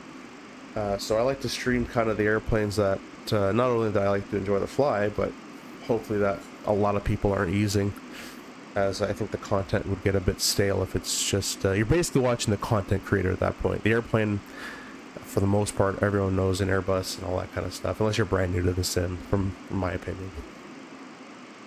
I still like the Airbus. I love all my wing. I kicked off the autopilot, my yoke there. Turn that back on. I love all my wing stuff, like FCU and EFIS and McDo and all that stuff, but yeah, I don't know, they're cool airplanes. I respect it. I'm actually, the Phoenix, or the FS Labs A321 Neo looks really good in terms of system depth and all that stuff, so I may pick that one up.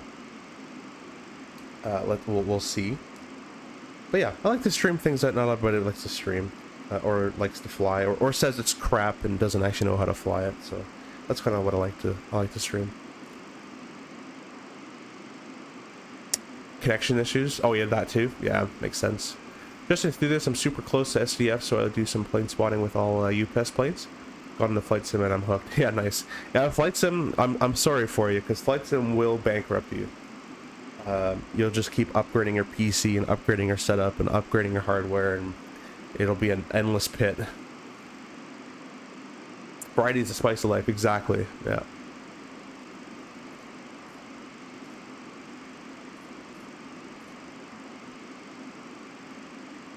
I appreciate all you guys in the vertical stream and the horizontal stream pressing the like button as well. If you guys haven't subscribed, you can press the subscribe button and see that number counter go up by 1.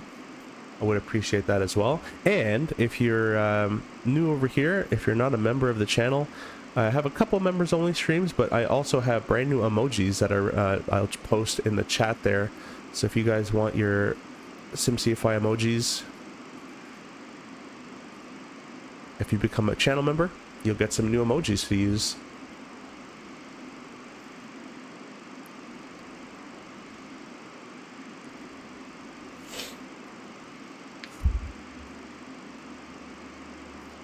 But if I was a content creator, like a who made money from content creating, or like a lot of money from content creating, and it was kind of more their job, you're kind of forced to fly the hype stuff. So you're forced now to fly the 21 Neo, or the Phoenix, or the 37, because that's what most people want to watch. But if you do something on the side, if you have a career on your own or whatever, and you just kind of do YouTube for fun, it kind of gives me the ability to just fly whatever I want. And yeah, the views probably won't be that high,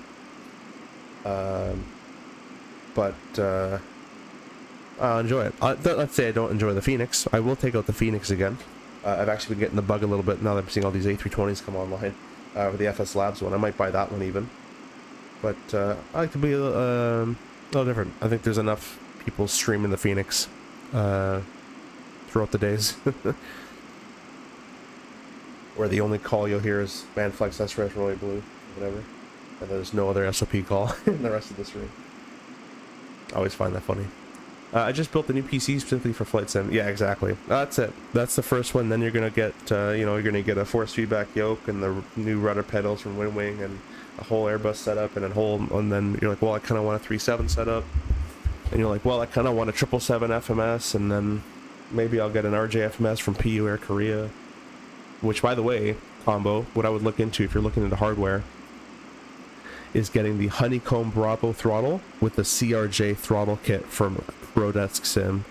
They make a really cool one. And then the PU Air Korea CRJ FMS is really awesome too if you love the RJ. It makes you get a little bit more water.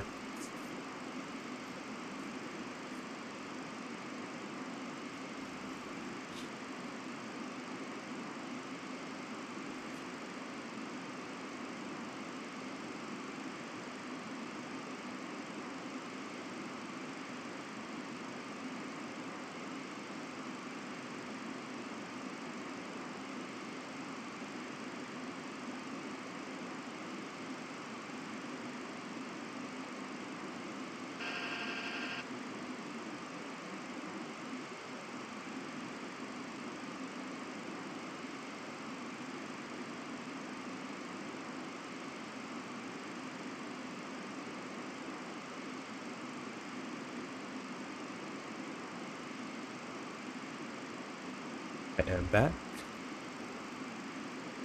Still cheaper to sim than real deal?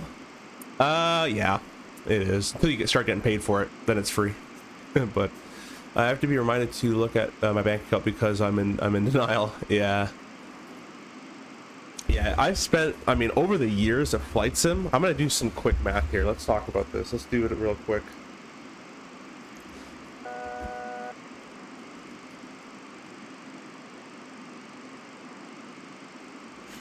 There's 32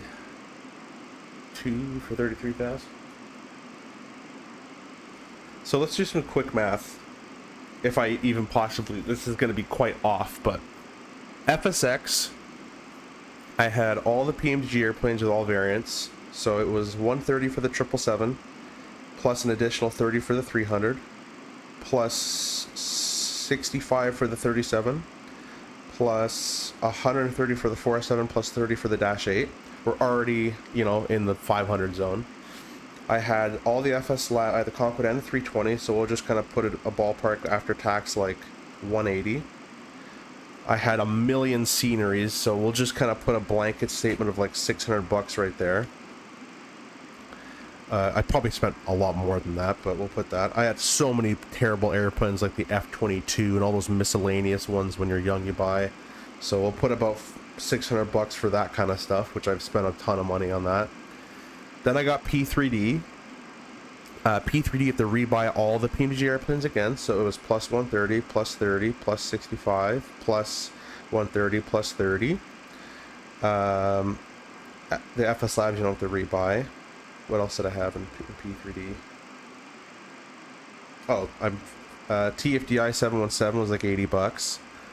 I had the MD-11, which was like $70 back then, and if you convert it to now money. What else did we fly? I had the 787, which is about $70 from Quality Wings.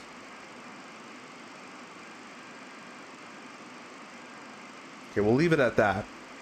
So just FSX and P3D alone with, FTX Global was $100. The Vectors was an additional $100. That was the Orbex, if you guys remember Orbex, plus all your little miscellaneous chase planes and all that kind of stuff. So we're already we're quite expensive. Then you go into DCS. I have basically every DCS module. They're priced around $60 on average. So plus 60. Plus 60, plus 60, plus 60, plus 60, plus 60, plus 60, plus 60, plus 60, plus 60, plus 60. I think I still have more than that, but that's roughly around the same. So just in there, I spent 3,200 bucks, and that's like that's without a computer and hardware and all that kind of stuff, and that's just like made up numbers that I'm just kind of calculating. So I can only imagine. I went all a few months ago. I have a Bravo throttle, but no Prodesk Sim add-ons yet, but those are on my list in Wingwing FCU. Yeah, the Wingwing FCU is quite amazing. There's leveled off at 33,000 as well. The other thing that's really good, if you don't fly Airbus all that much, is the 737, the PFP. Go to cruise EPR setting. That's our max cruise EPR right there. So if you fly more 37 stuff, sorry, I keep coughing there, you might like the PFP a little bit more.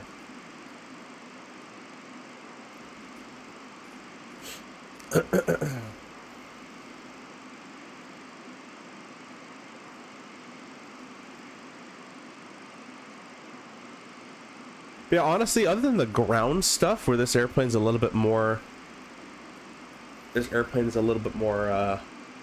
little more of a handful, it still has an auto throttle and a VNAV climb and all that stuff. So in my opinion, I still think the RJ, although this is a lot more hands-on, I think the RJ is harder in the air, or more task saturating in the air, because there's no auto throttle system, no auto land either. No, most of them have no VNAV. There's only a few that do. But on the ground, I'd probably say this is a heavier ground workload airplane. You know, the gens don't auto transfer, the packs don't auto kick on, all that kind of stuff from the 900. If you had the RJ 200, then it's about the same, really.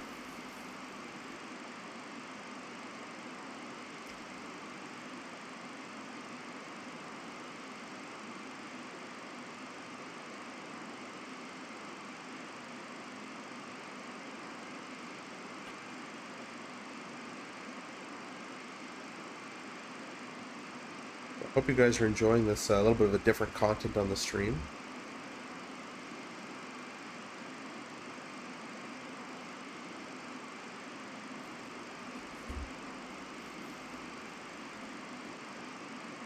Focus on money bags, yeah, basically. Combo, can you use the Wingwing FC or PFP with the CRJ? I saw some stuff that you can. Yeah, there's profiles you can get for the CRJ, or you can make them yourself with MobiFlight. Vera on the vertical stream says, I have to be reminded to look up my bank account because sorry, I read that one. Did you make sure your girlfriend was out of the room before you said those numbers? She's not here. She's not here right now. I think that's actually not even a correct number. I mean, let's keep going here. So we'll take our $3,200 number. We're at $3,230. Plus, over the years, I've spent $1,500 on the first PC, which is pretty crap. Actually, that's not true. It was about $1,000. Actually, that's also not true. I got a laptop first, which was $650, which is awful. Then I got a PC at about $1,000 from Costco. This was like 10 years ago. Then I built my own PC for $1,500. Then I bought another PC during COVID because it was not really any saving. There was no money to be saved during COVID, so another $3,200 or so. Now I have my brand new PC, which is $4,200 with a 4280 that I built myself. Keep in mind though, when I bought a new PC, I would actually sell them. I would sell my old one to buy a new one. Oh yeah, that's true. I get my flashing barrel. There we go. Press the magic B button. Thanks, B. And thanks, Furl. Let's see. Then I have the TCA yoke, which is $450. I have the wing rudder pedals, which is $350. I have a Virpil stick, but this was gifted to me, so I won't add this to my list. I bought the FCU, which was $125. Keep in mind, these are my current things. I've paid for other things, like I had 2 Warthog throttles, so there's plus 400, plus 400. Plus the CRJ throttles I just bought recently, which was $350. And we're up to 15,800. So, yeah, this is obviously in a span of 12 years, not obviously all at once, but if you saved all that money, you can buy almost a full A320 cockpit. Or maybe not. You actually I think you still need another 15. What else did I buy? Oh yeah, I bought VRs over the years, so let's go from there. So I had a Rift, which is $400. I had a Rift S, which is $400. I I had a Reverb, which was 750, and I have a Pimax Crystal Light right now, which is 1100, which I never really use. Now we're at 18,000. And that's obviously not including mouse and keyboard and headsets over the years, a million headsets, a million mice. So we're upwards of, probably with add-ons for Microsoft as well that I paid for, and sceneries and stuff, we're probably upwards of 25k into flight simming over 13 years.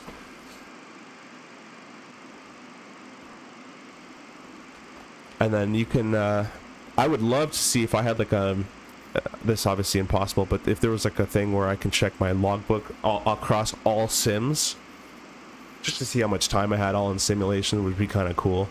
I mean, during COVID alone, I was playing 8 hours a day of DCS, you know, 24/7, as I wasn't really doing anything.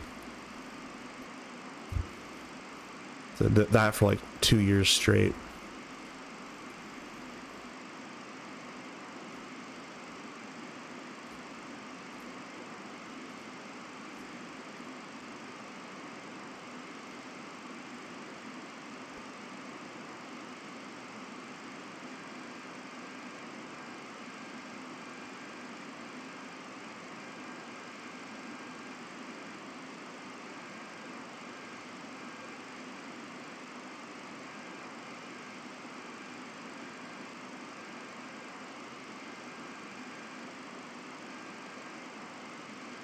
Oh, that's cool. I just saw wrong. I don't know if you guys know Wrong Side Simulations, but he just posted a stream where it's called Day of RJ. So he's going to fly the Embraer, and then he's going to fly the CRJ, which is kind of cool.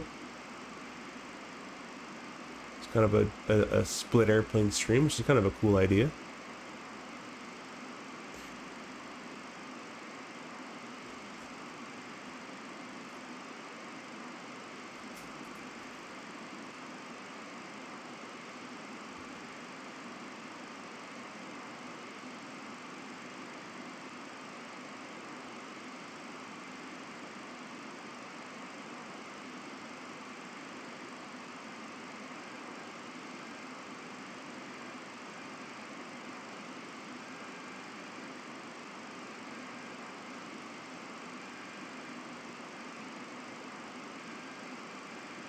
Hope you guys are enjoying the new format though for the overlays and all that kind of stuff.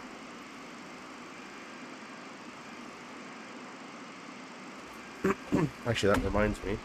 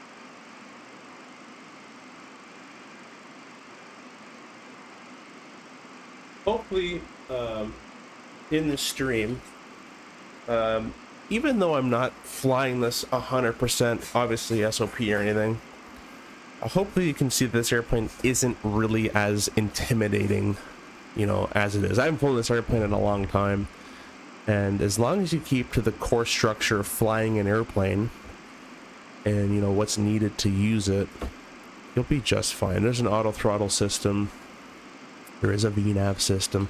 It all looks kind of crazy, but it is organized in a way. Like there's fuel pump, fuel stuff here, starter stuff here, electric stuff here, APU stuff here. You know, there is, you know, it's not too crazy. So I hope you guys will give it a chance and fly it a little bit. Yeah, you like it, Ivan? Nice, nice. Have you tried a Levante X? No idea what that even is. Yeah, I don't know what that is. Are you going to do a 727 sometime too? Yeah, that one I'm learning currently. So that one I'm learning. I want to do it with the INS system, but I think that would just be super annoying to do on VATSIM. But maybe we'll have to fly it with the FMS edition. But I'm also, they just did an update for it, so it doesn't work with 2024 anymore. And my 2020 runs absolutely like dog doo-doo. So I would like that to come out for 24 as well, and then I'll probably fly it a lot more. It's a Volante alternative? Yeah, I don't use any of that kind of stuff, to be honest with you. I don't really care about feet per minutes and all that kind of thing, and tracking. I have a hard time tracking my own railroad flights, so I hate doing logbook stuff. So, but thanks for suggesting it.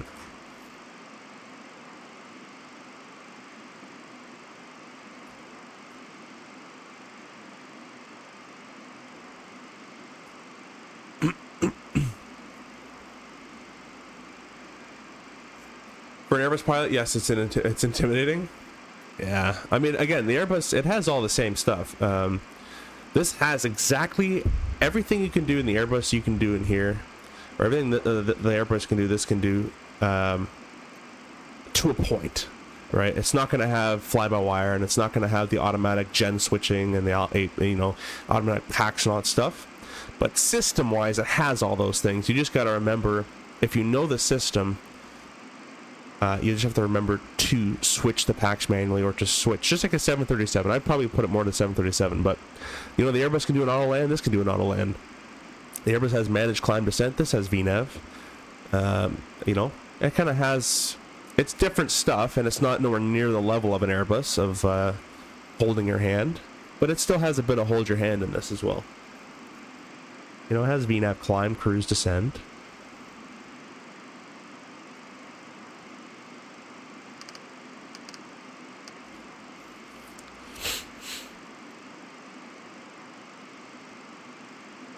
Originally even have an INF. If you INS, if you want to do 727 right, you just use VOR DME. No, thank you.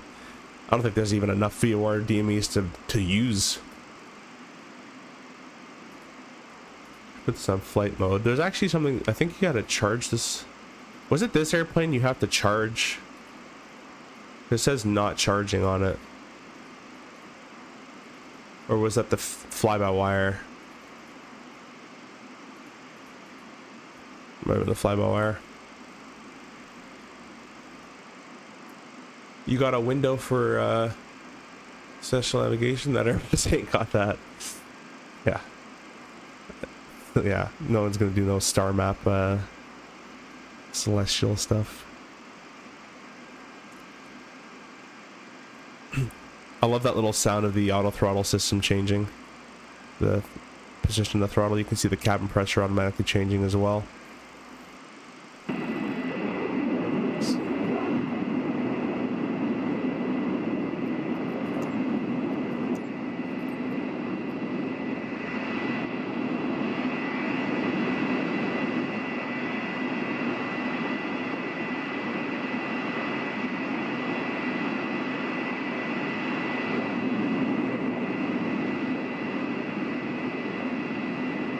Emergency exit. That's awesome. Service center phone.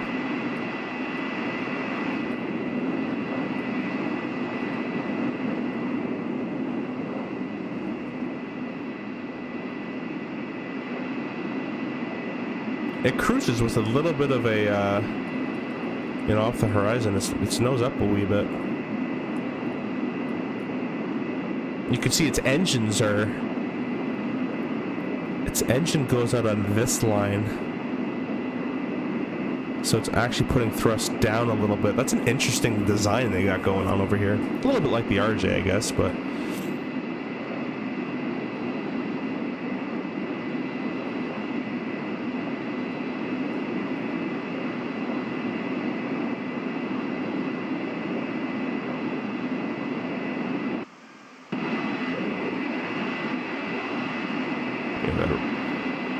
Brand doing all that glitching in there. Kind of insane they haven't fixed that stuff, really.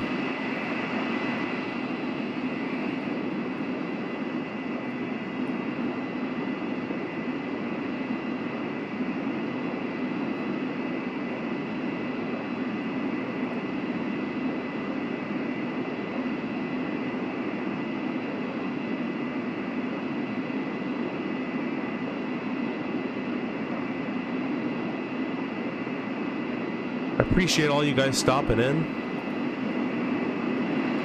and staying here.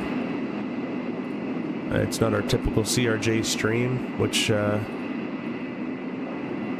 it's kind of cool to mix it up sometimes. I'm probably, well, I guess it's 2020 only. I was gonna say I might go in the 737 Classic next stream, but yeah, it's only for 2020 flagship Tulsa.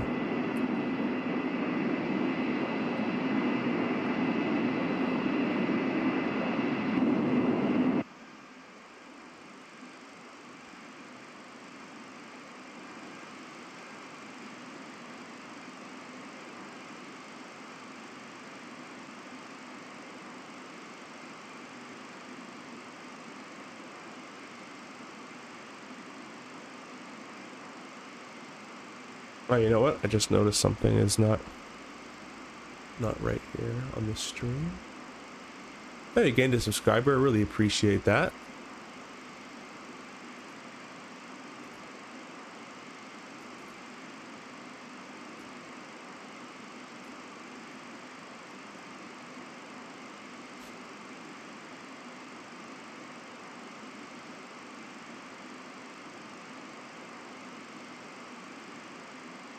Oh, I got a quick FaceTime call. I'll be right back.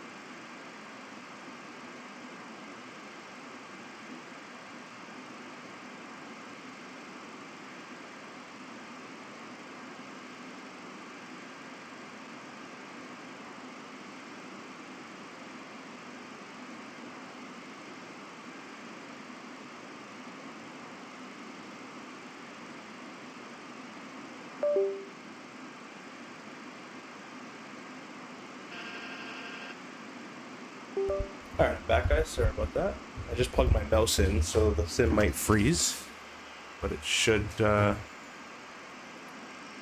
hopefully not do anything too crazy. I thought the engines got killed there, but they did not.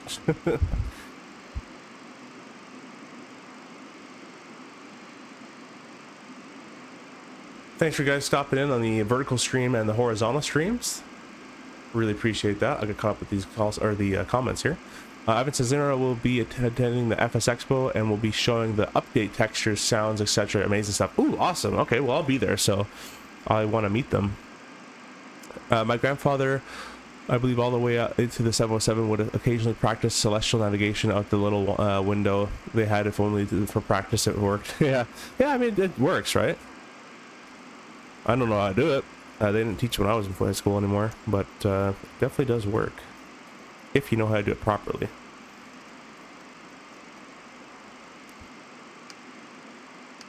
All right, guys, let's start getting some weather, some stuff set up. Let's see how long it's going to take for us to get to Boston.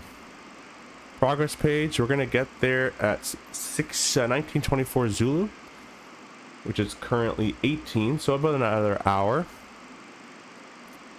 The new ATIS should be out, however, so let's see if this works. Menu, ACARS, return, request, no. What's connection? No, I don't do that. This is CPDLC stuff. Return, AOC SID, requests, ATIS, MSP-BOS.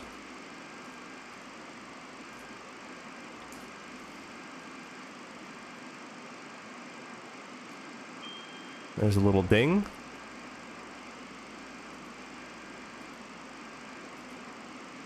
There we go. Look at that. We'll print that off. It should come out of the printer, I imagine.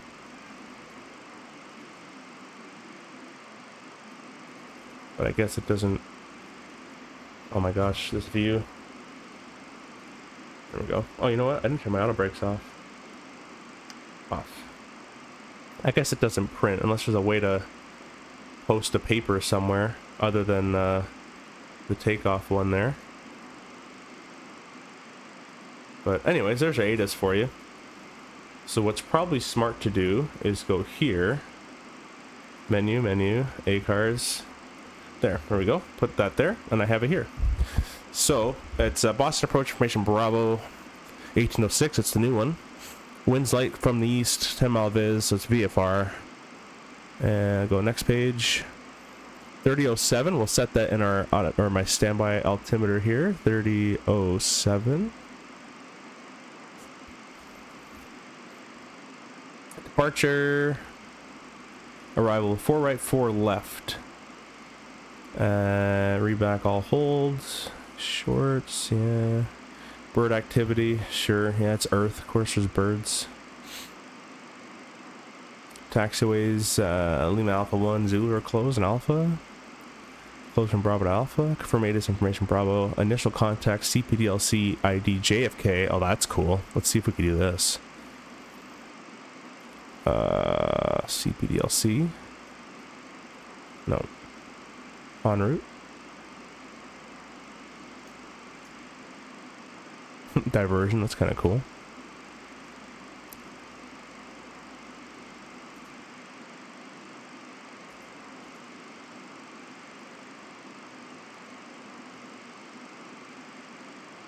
Huh. Well, it seems like every time I go into ACARS, it loads me into the CPDLC menu, but I actually can't use it. Let me reset my... Oh. Go back. Oh, I didn't play any PAs, but I'll play one now. See if it works. I'll arm it for the next one, I guess.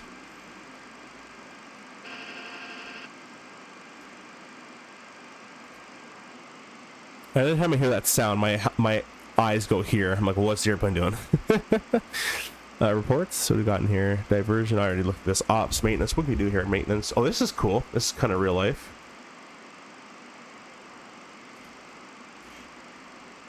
Ops.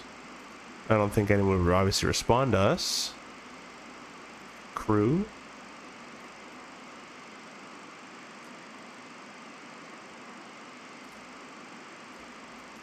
ETA is 19. We'll add a couple minutes. 28. Fuel on board. Let's go progress page. It's 10.1 I saw there. We'll send that off to company operations. That in real world would usually assign you a gate.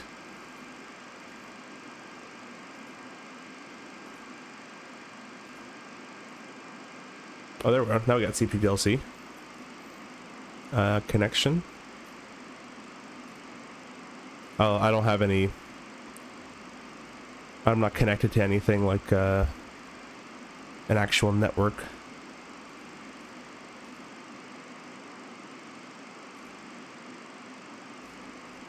So we shouldn't get anything back because I don't have any ACARs, whatever that thing was called, that little thing you gotta sign up for. I'm not using that.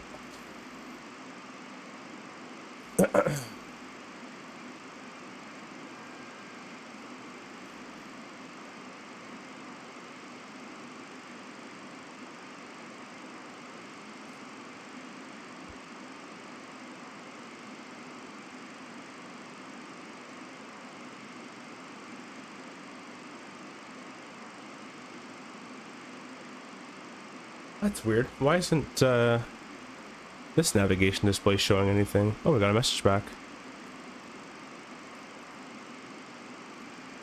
Message received, new ETA 19. Oh, okay. 1928 Zulu. Regards. So we can go ahead and reset our ACAR. Oh my gosh. Reset our ACAR's messaging. What's that say? Center fuel pressure low. Alright. That view's not working. Center fuel pressure low. Turn the tanks off. Yeah, we can reset our ACAR's messaging system there.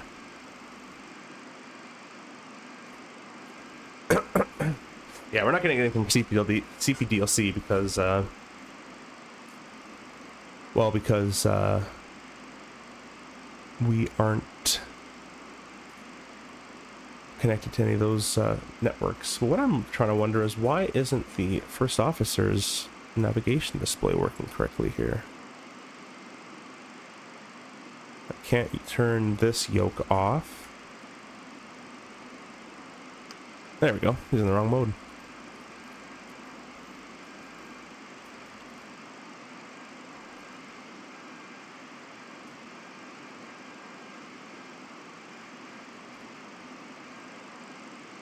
Alright, well, let me leave flight aware, and I'm going to see what runway they're used for landing, most likely.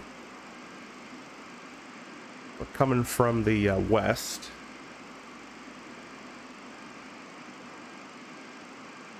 I guess I can go on that sim radar would probably be better, because that's what I'm going to be flying into. Into Boston.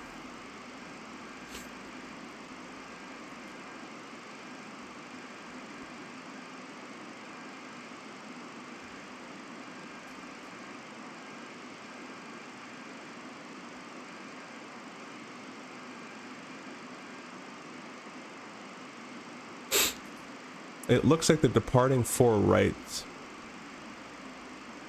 So probably an arrival of 4 left, if I were to imagine. So we'll plan for an arrival in the 4 left. So, arrival setup. I'm going to do the exact same thing I do in the real CRJ. Obviously, this isn't a CRJ, but if you follow the steps, for the most part, you're going to grab everything that you need to grab. Let me go and get my, I just warmed up a chicken parm. I'm going to get that. Come right back.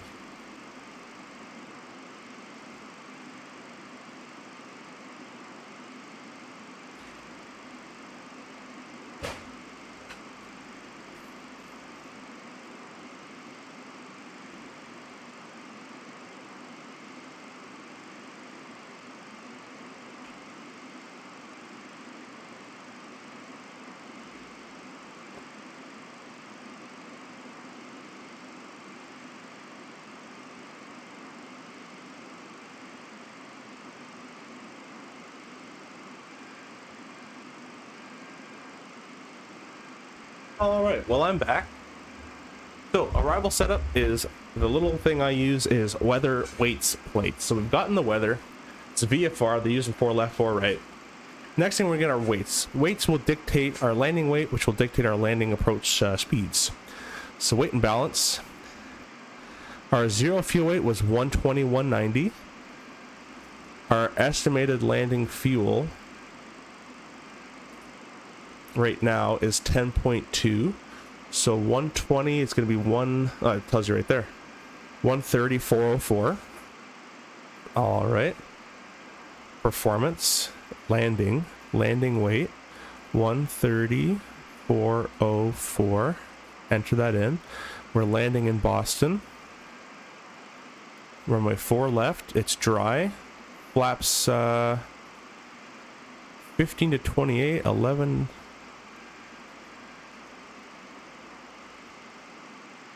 I actually don't know which one they would use, to be honest with you guys. I guess we'll do 15 to 40. Let me know, guys, what flaps, if you guys know what usual flap landing speeds are. I'm assuming, let's see how long this runway is.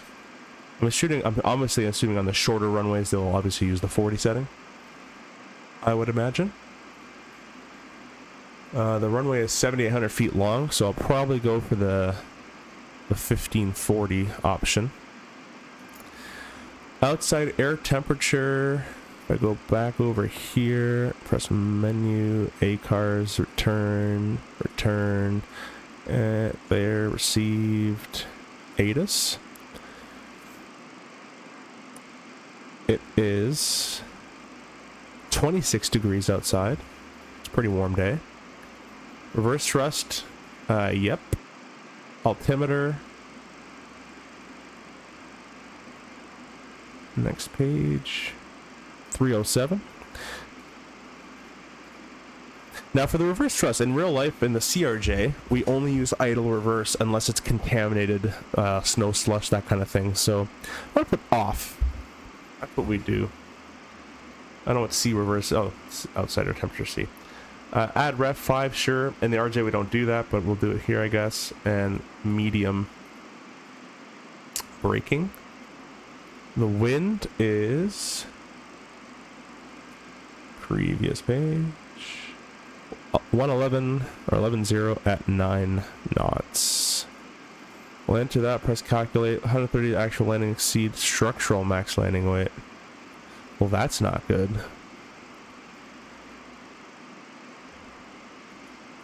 Well, these numbers are just gone now. There we go.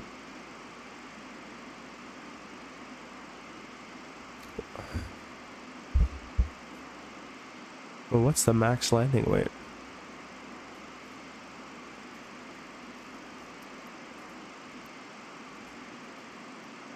Factor / actual landing distance should be checked against landing distance available. Cool.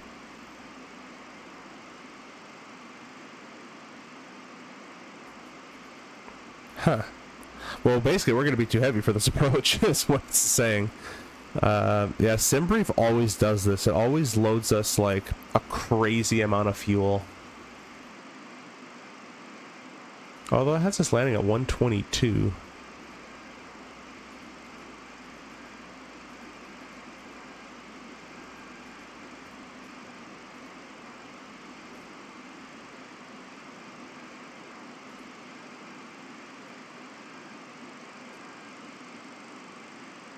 I mean, we wait, you know what I'm gonna do? We weigh 136 right now. We're expected to be there at 10,000, which means we're losing 6,000 pounds. So yeah, no, it's right, we'll be at 130s.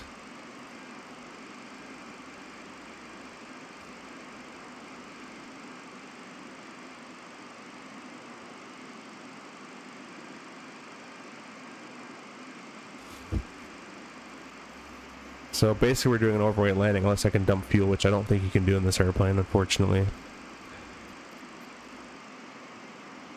And I don't want to sit around and hold and burn off fuel. It's what you'd kind of have to do, but I just don't want to do that, so.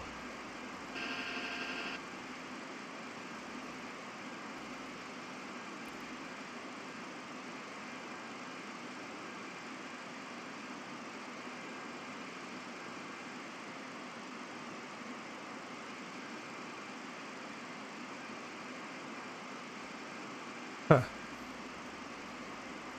Alright, well, that's kind of what we're going to have to do, unfortunately.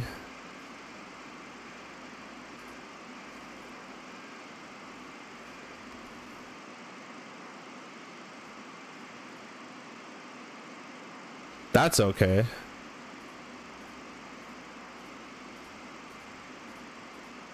That's not okay. So 130,000 is the max landing weight.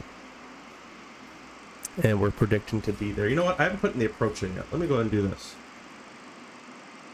Might help our case a little bit. Departure arrival. We're doing ILS 4 left.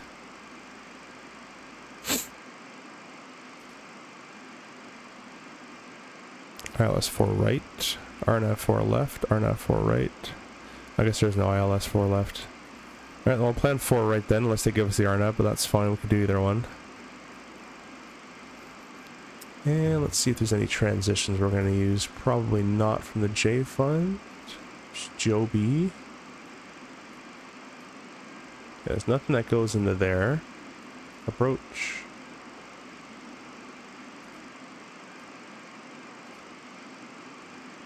Joshy's all the way out. I'll put Joshy in there in case they vector us real far out.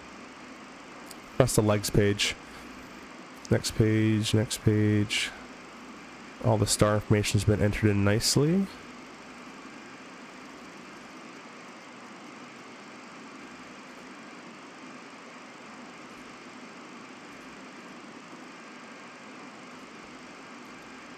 Then we have the vectors at Joshy, 210, 6000, Winnie, runway 4, missed approach, waxing 250, holding, it's going to hold at 220, 210. Not going to hold at 250 knots. We'll execute that. So that should help our case with the fuel if I go back to the prog page. Now we got 9.9, a little bit better. So it's not that much better, but a little bit better. So I'm going to put this at right at the limit, 130. Yeah, Simbri for some reason always loads us right to the max, which I really don't like. Actual land distance is 5,700 feet. Factual land distance is 68. Be a VREF of 138 with a flap 40 extension there. That's what we're going to use. I already threw in the approach in there. We're going to set up our frequencies. So I'll bring this up for you guys so you guys can see. There we go. Frequencies right here at the top, 110.3 with an approach course of 035.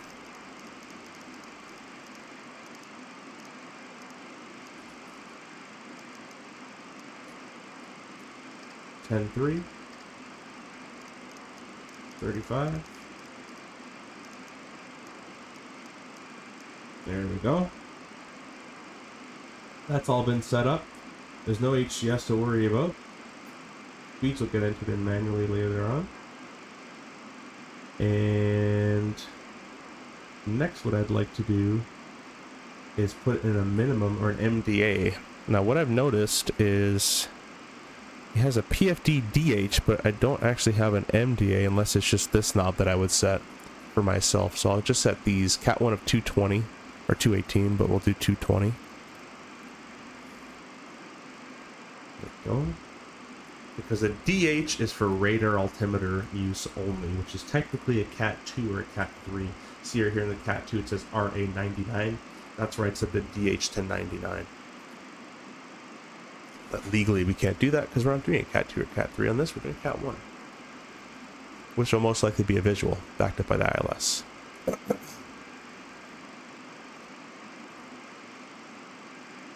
Dump fuel over Boston? Yeah, no, I don't do that. CLT flight, Charlotte flights. My best co-pilot from Charlotte to Toronto on May 8th. We talked on FaceTime. You were my dad's? Oh, really? Oh, wait, welcome. Yeah, there was yeah, that was pretty cool. There was a passenger on one of my planes from Charlotte who wanted to FaceTime with his kid, and I guess he's tuning in now. That's pretty cool. I did a little bit of shameless plugging of my channel. Welcome, welcome. We're in the MD-80 today, not in the CRJ. I promise I know what I do, what I'm doing more in the CRJ than I do in the MD-80, as I was trained for it. But yeah, we're just having a good time in the MD-80 and Microsoft 24. Thanks for stopping in.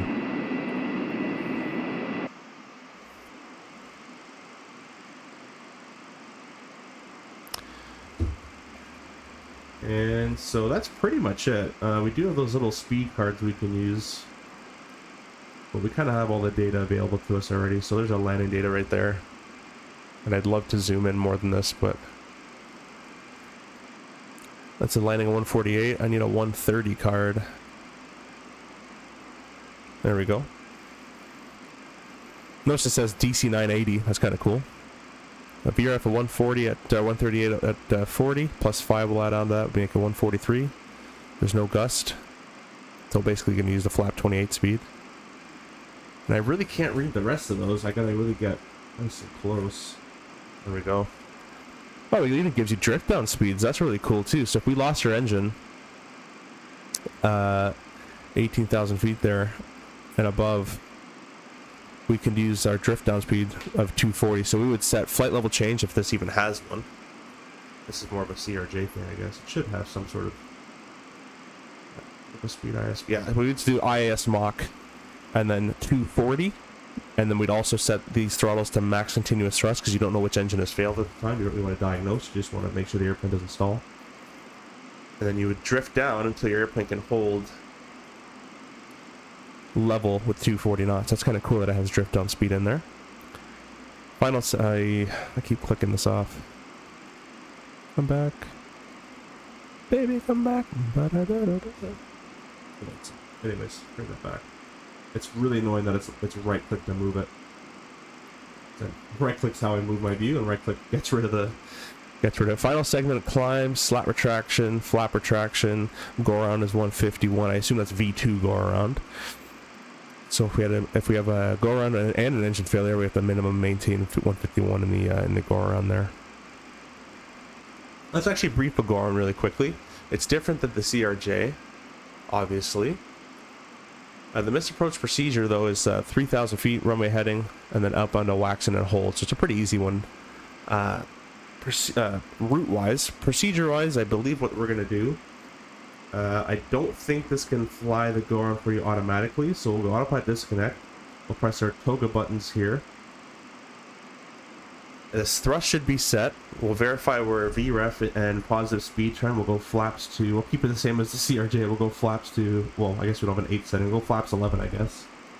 Gear up with positive rate of climb.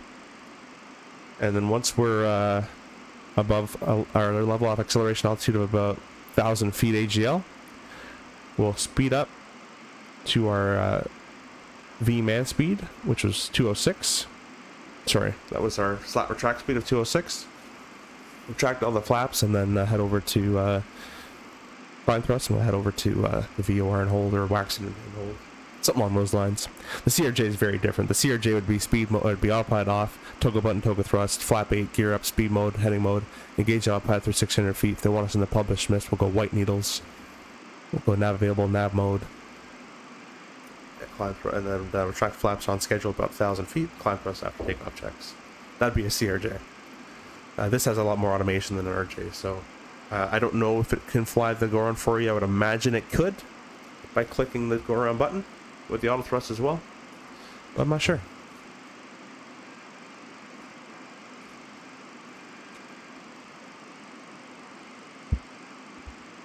Alright, I'm gonna eat my little food here, and we should be descending probably shortly. Well, still got a bit to go, but yeah.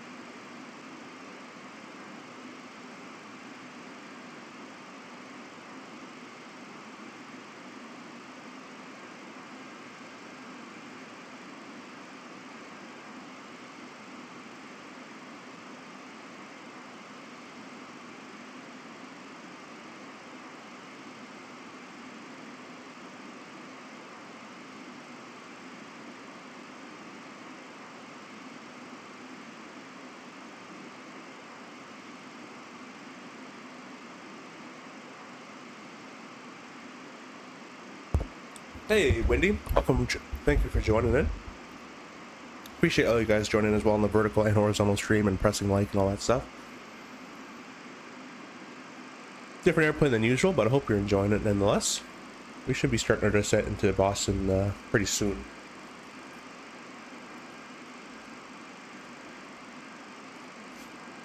And I'm sorry I'm still sick. My nose is kind of still plugged up. Expecting to be there 1943, about an hour ago.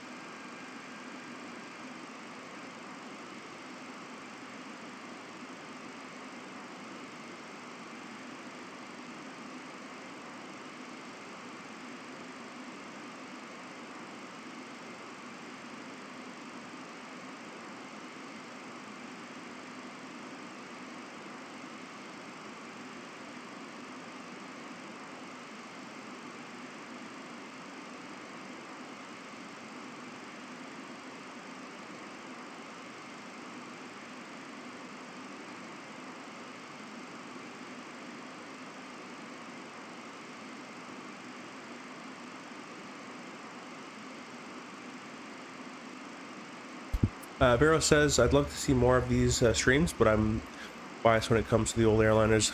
Yeah, I like the old airliners too. The next one that'll be not a CRJ will probably be... Actually, it might be the Max. It might be the 27 if I get good at it enough. It might be the MD-11. It might, if I buy the FS Labs, it might be that one. Or it'll just be back to the CRJ.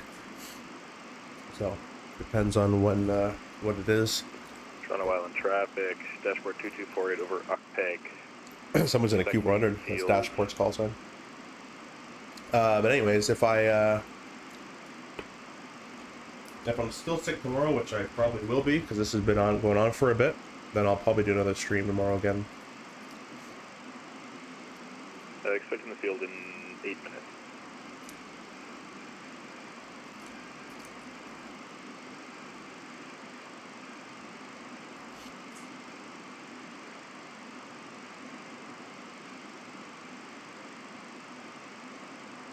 He's doing real world ops. He's doing Ottawa to Ottawa to the island.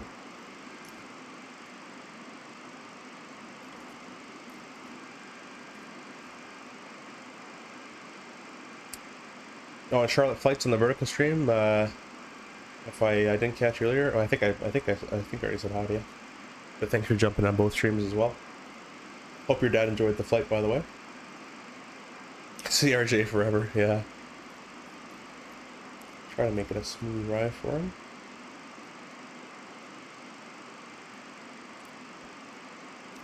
I'll give myself a cut here.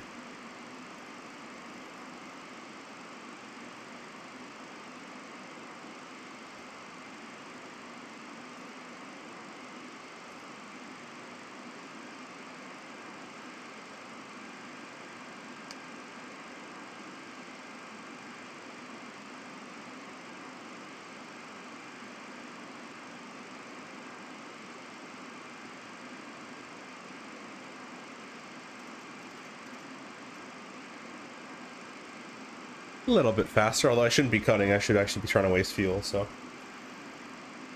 Is the CRJ 2.1 version coming out soon? I don't know. I should be. For all I know, that the beta has been has been completed to my knowledge. I'm not sure the one is coming out. Play somewhere we should play sometime. Hey, that'd be pretty cool. Feel free to jump on when we're streaming as well. You can fly along.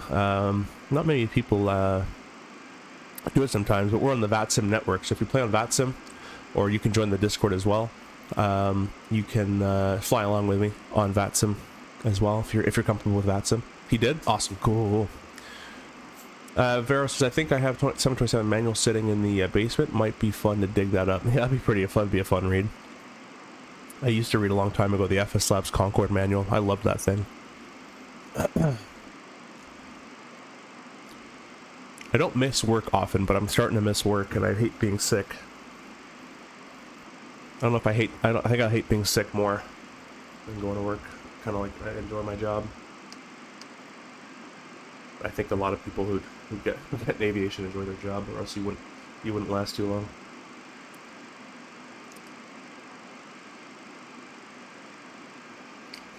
We're just passing Toronto on the left-hand side is Lake Ontario there, which means Niagara Falls should be, well, it'd be over there, but yeah, Toronto is somewhere over there. We're gonna fly past all of that. We're gonna go to Boston. A major issue I had with the CRJ, like the ATR, is the pitch sensitivity. Yeah, that'll all be fixed. All be fixed. Now, in 2024, I find it actually more sensitive. Sorry, let me rewind.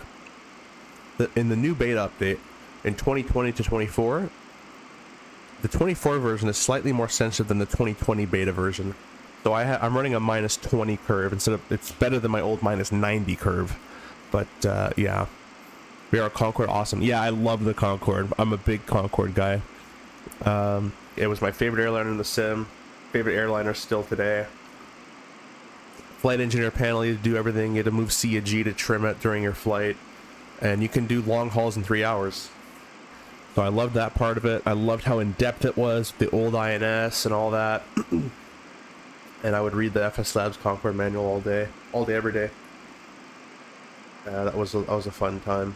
And I even did an X-Plane 11. Me and my buddy Taco, this is all my name, did a multi-crew shared cockpit Concorde VATSIM across the pond flight, which was really cool. We actually had a crash to desktop, unfortunately, like 40 miles away from the airport. We were both in VR, by the way. So a VR shared cockpit Concorde across the pond. But it ended up crashing to desktop. I tried getting VATSIM, it didn't work. What didn't work for you? Ivan says, so looking forward to trying the new version. Yeah, the new one will be much, much better. In 2020, you can leave it basically default. In 24, I'd probably put well, 2020 and 24, I would put pitch and roll a 4 dead zone on both of them for the TCA yoke, and or somewhere around there, 2 to 4. And then in 24, I run with -20 on both pitch and roll for sensitivities as well. Oh, sorry, in 2024, I run in -20. Just to make sure that it's kind of all sluggish that I want it.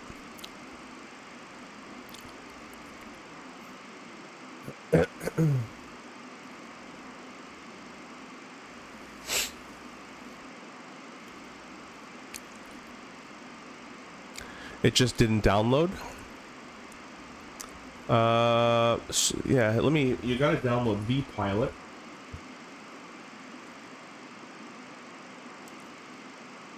So I can send the link here. I'll have to download vPilot right there. Make sure obviously you have a VATSIM account that's active and not inactive or banned or anything. And once you have a VATSIM account and vPilot installed, you do all your joining and all that stuff through the vPilot client. There's many videos on it, but if that didn't work either, then that was kind of weird. Yeah, Vero CLT, Vero said it in chat there as well. No download for VATSIM. You sign up and take your course. You should program like vPilot. Just recommendation, I would not go on VATSIM until, one, you know your airplane really well. So if I said do an RNAV approach in the CRJ or do an RNAV in the 37 or whatever, you know how to do an ILS, you know how to go direct to different waypoints, you kind of have an understanding of a general SID and star, what a SID and star is, general IFR kind of stuff. So I wouldn't go until you know that kind of stuff. and kind of the lingo. And you get the lingo by just playing the sim and talking to people, and you can like, chat in our Discord or chat somewhere else. And the other thing I wouldn't do is I wouldn't go on there until you watch a couple of videos on some ATC. You don't have to be the best person in the world to talk to controllers. That's kind of what VATSIM's for. You can kind of learn as you go. But you should kind of have a little bit of a general idea of who you're going to contact in what order. So, you know, clearance, then ground, then you know, it goes in order. Every airport's different as well. So I would just recommend watching a ton of videos, get very comfortable in the one plane you want to take on it, and do a route you're very comfortable with. For a long time, like 12, 13 years ago, before I flew real world, I did a lot of Toronto, Montreal, because I basically know the route inside and out. It's, you know, out of Toronto, it's a dead key 5 departure, MIGLO transition. It's going to be heading at, if it's runway 23, it's heading at 337, 1100 feet, right turn 245. Expect vector saver on course. All right, that's the departure. And then you go to MIGLO, which is the transition, the HAB 7 arrival. And so I would do that route a couple times, got very familiar with that route, and then I went to VATSIM. So that's what I recommend doing. If you have difficulties with VATSIM, you can also join the official Discord and get support there as well. Yeah, you can do that too. That's always an option. I'm good with the 73 and 320. Okay, cool. Yeah. So if you're very comfortable with those airplanes, then I would give it a shot. Again, videos are there to help. You can even do a video where it's like a fly along, where you pause the video, do what they do, and then press play, and then, you know, you could do one of those things as well. Or if you see that there's a controller online in an airport that is kind of dead, there's no one there in VATSIM radar, you can go check VATSIM radar and see where the controllers are. And if there's no one there, you can be like, hey, look, I'm brand new. If you're not busy, if you can help me out, I would really highly recommend doing that. Controllers love that, rather than you joining, not having any clue what you're doing in a busy time, and then making everybody, you know, have to kind of wait for you and all that kind of stuff. So imagine a Phoenix Concorde. Oh my gosh. Yeah, I emailed Flight Sim Studios, because they actually gave me access to the 727. I didn't pay for it. They gave it to me to try out. And I emailed them saying, look, I'm loving this thing. I love the INS. I love all the systems you guys got going on in here. You know, maybe you can think about making a Concorde. I threw that in my email. So if there's a FSS Concorde that comes out, you know where it came from. Also, Charlotte flights. I have a couple of videos on my channel. If you go in the Microsoft Flight Sim playlist, there's a couple related to VATSIM that I can actually post in the chat if you want to watch them. And it'll kind of get, they're not really a tutorial on VATSIM, the ones I have, but they're more of little tips and tricks, and how to sound a bit more professional and all that kind of stuff.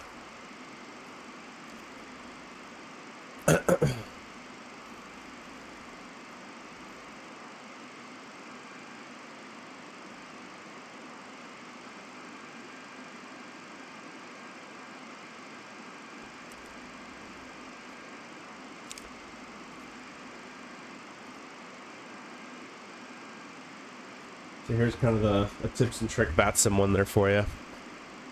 Pearl says you can put new pilot in your remarks section for your flight plan, but controllers will always be patient as long as you communicate the situation well. Yeah, as long as you're there to learn, you're there having a good time, you're not doing it during events. Don't do it during events. Most controllers will be just fine. You know, they do expect though to have a general understanding of your aircraft. You know, the general understanding how to squawk mode C, which is actually technically mode S in airliners. We don't have a mode C in airliners.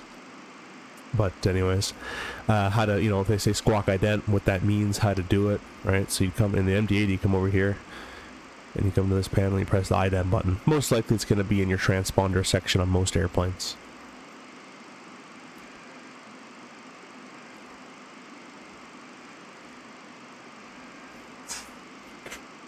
And I hate being sick.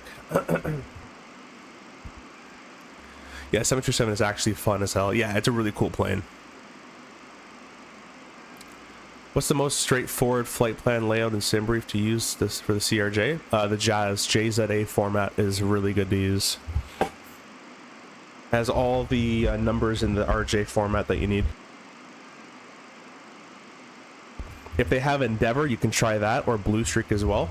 I don't know if they have those, but those would be good ones too. I don't think they did last time I checked.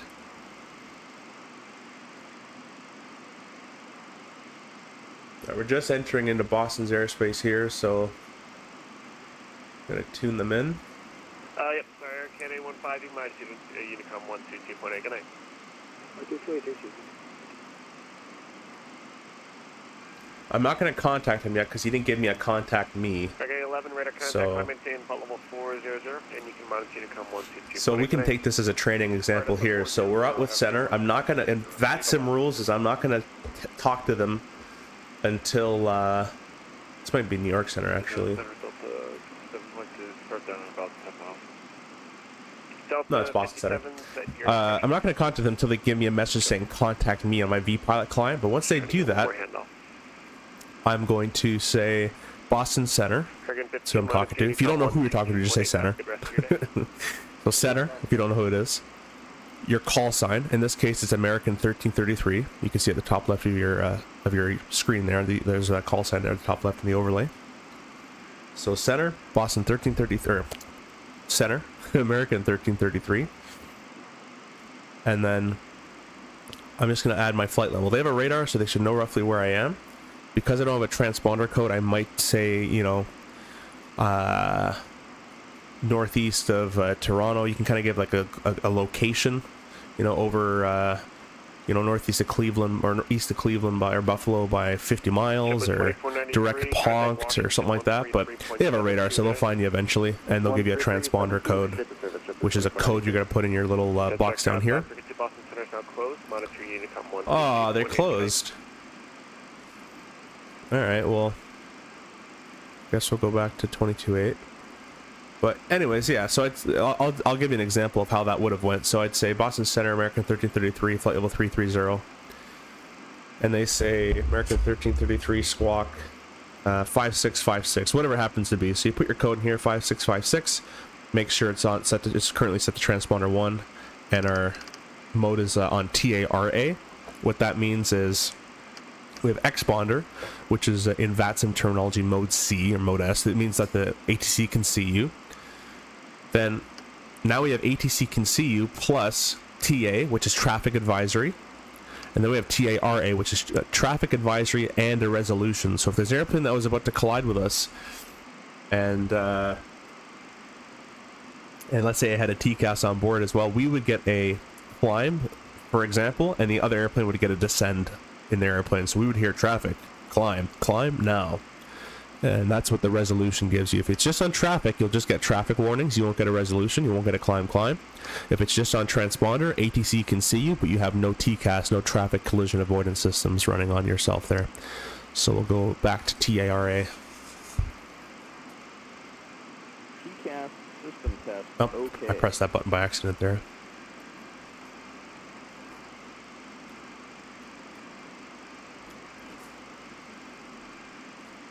Most on VATSIM are fantastic. I had a trouble with my DG the other day. Oh, I hit the button, sorry. Let's make sure the airplane flies straight first, and then I'm going to re-engage the autopilot there. My yoke is very sensitive, so any touch on the yoke and it disconnects it. Other day, and the controllers made it an amazing experience by helping me treat it as an instrument failure under IFR. Yeah. I was once doing a shared cockpit with my buddy. His online call sign's Roth. We used to do a lot of DCS together. We did a DC-6 shared cockpit in Toronto. We actually had an engine fail, so we declared a pan, and they got us down quite nicely. That was pretty cool. Helpful? Awesome, Charlotte. Yeah, I hope it helps. Shaq says, are you converted to 2.4 now? Basically. Not really entirely, but basically. For the most part.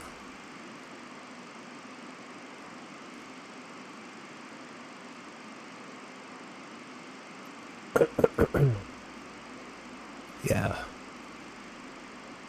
I'll put the center tanks on just to get rid of that 50 gallons of fuel. Oh, look, they have a sun visor. Did I? Yeah, okay. I was like, did I move that down? I swear I did.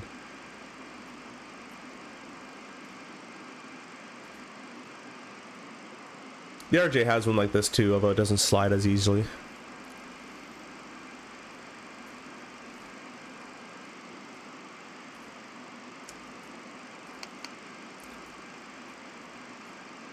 Right, back to center tank of 0. That's what we wanted to see. You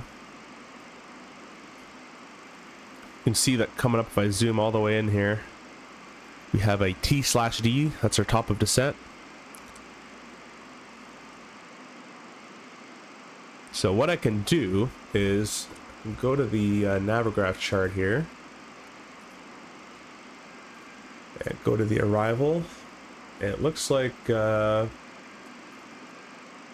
be following next page. We would have obviously briefed all this in real life, and wouldn't be this nonchalant, but missed the seats. Let's see, we'll probably come from this way here. Come from Palm, missed the seats, 288, 23, above 17.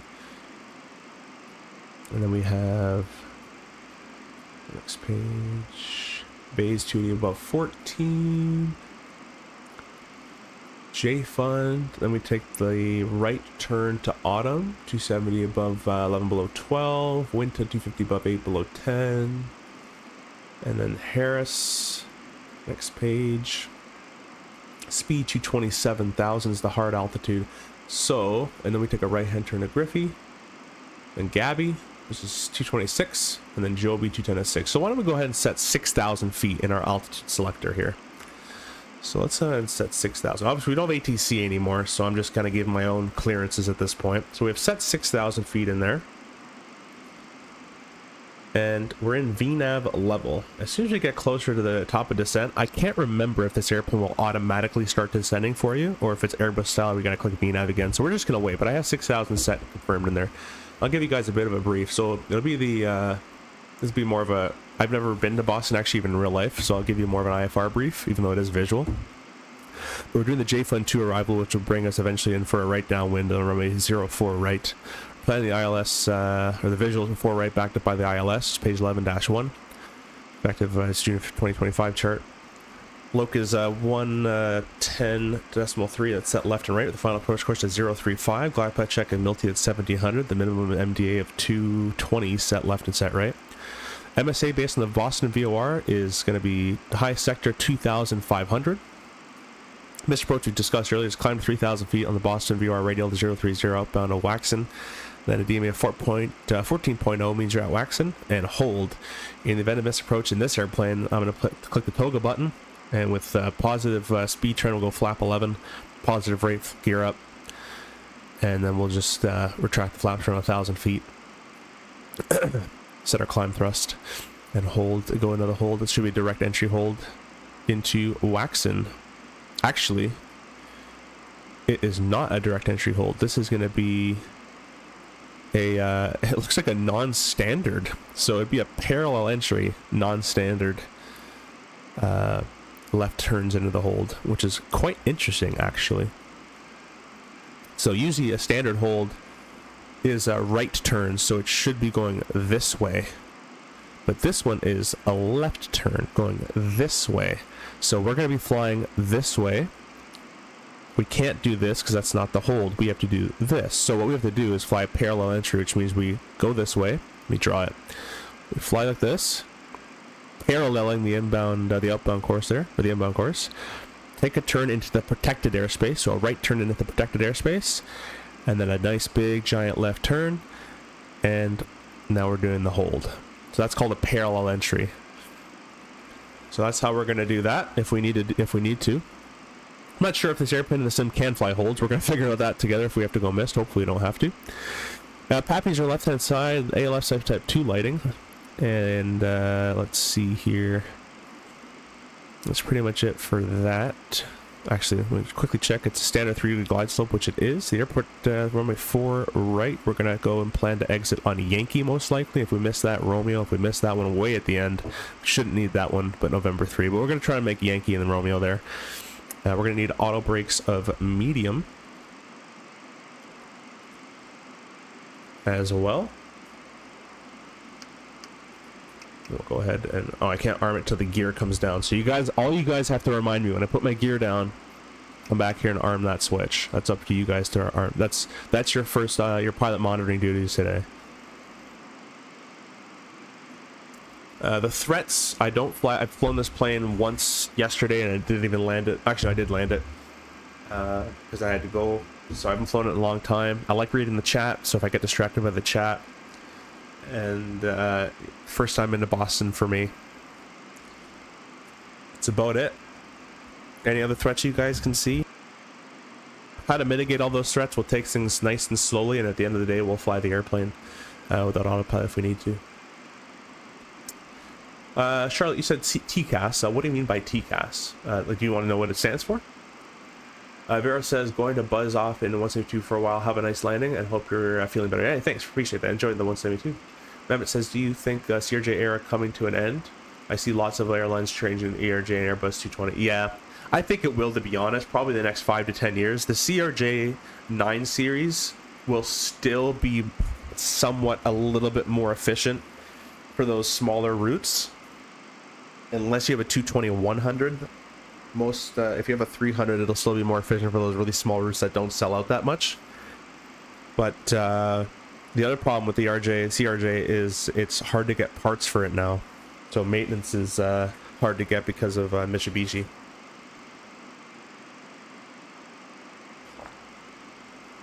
Ivan says, let's figure out what.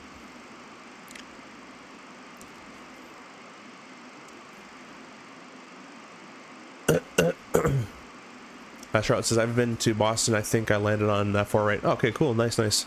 Yeah, I've never been. The RJ fleet doesn't go there too much, mostly an Embraer route. November 8-9er automated weather observation. What? 1900 Zulu. We're on 121.28. Let's Let's check this guy. Visibility 10. Sky condition. Alright. I don't want to hear that. We already have a digital ATIS. We don't need to hear it anymore. Well, hopefully... oh, you know what? All of Boston went offline. Well, that's not cool. Well, if all of Boston's offline, I'm going to disconnect from VATSIM because I don't think I can still see. I think I'm still getting that glitch where I still can't see airplanes in 2024.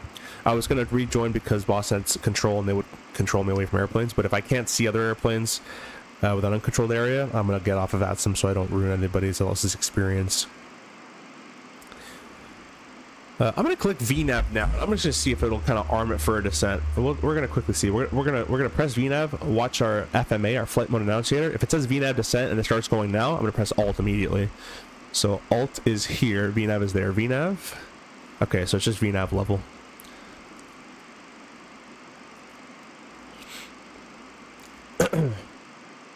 And there I've armed. Although I don't think you have to in this one. I think I have it set to... you don't have to alt cell. I don't have to arm it to level off anymore. You guys want me to fly from the right? I'm more used to flying on this side real world wise. But I'd figure you guys like to watch from the left. I don't know. Sorry, I can dash 8 and ERJ 185 LR in Boston. Yeah, I don't think the dash 8 goes there anymore. The 175 definitely does. They might though. I just don't think so. I think it's a really heavy Embraer route now. But it's cool you got to see it.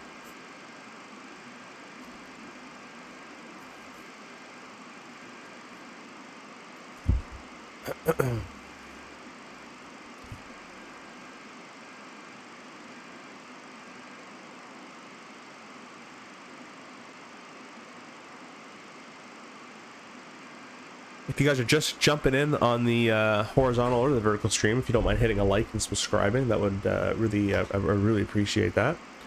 We're at 5,965 subscribers. The goal today is 6,000. I may be able to do another stream today and or tomorrow.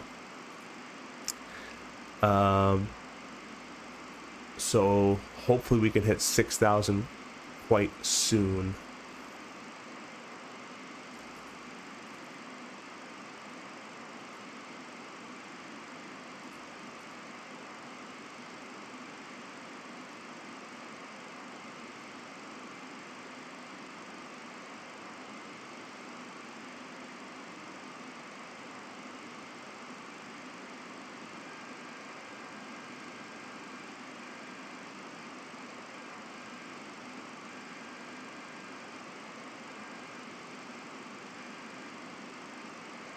Sorry, I'm trying to get that subscriber count back up on the screen, but it's not playing too nice right now.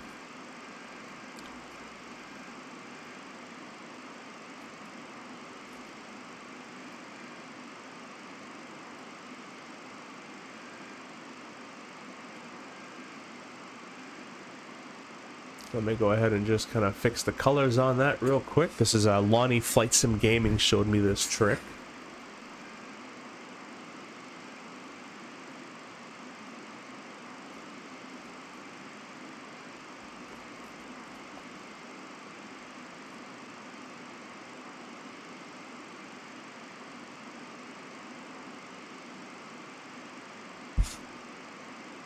Just stand by as I refigure out what the trick was.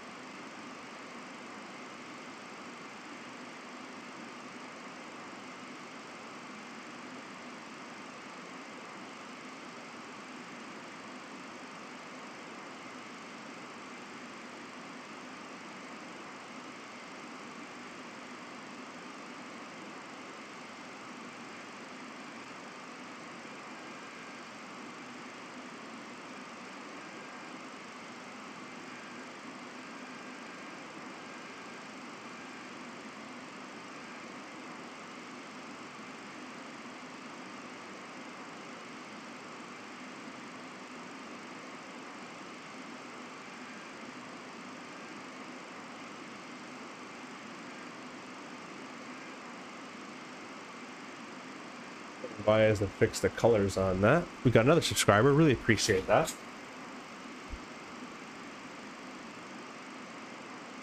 Is it a 1 minute leg hold on the misapproach? Yeah, if it doesn't have anything written on it, which I'll have to go back and check, but I didn't see anything. But if it doesn't have anything written on it, it's just a standard, yeah, 1 minute legs. Charlotte says I'm one subscriber right after we got off FaceTime. Oh, awesome. Cool, cool, cool. Thanks, appreciate that.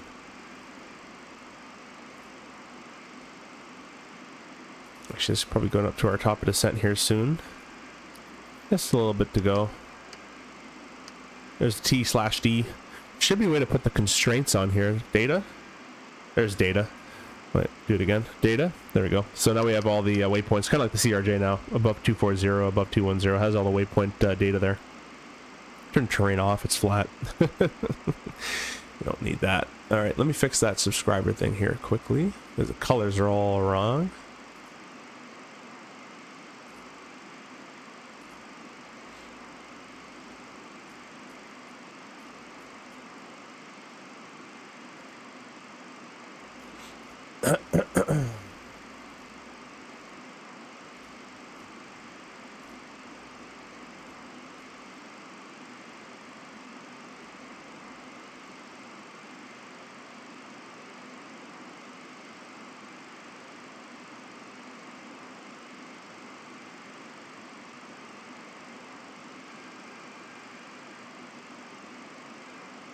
That's still wrong. Ah, I forgot how he did this.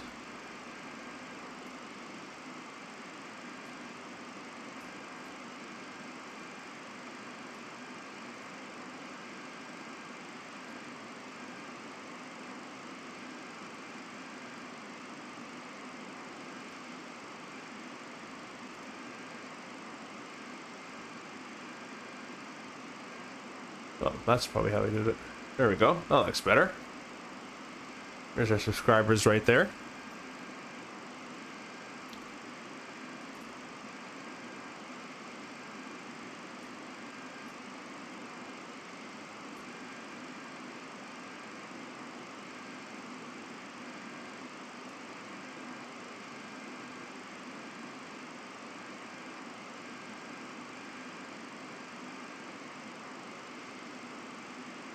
a second. I think I got it. Stand by.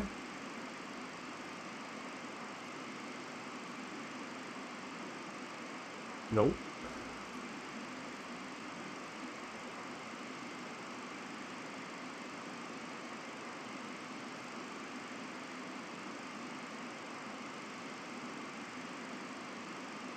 Nope.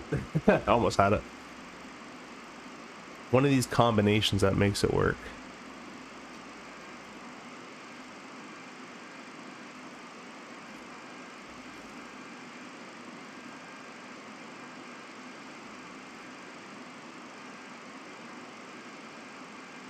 Ah, that's what it was. There we go. I'll do this. No. Alright, we're just gonna do it the way I figured it out earlier.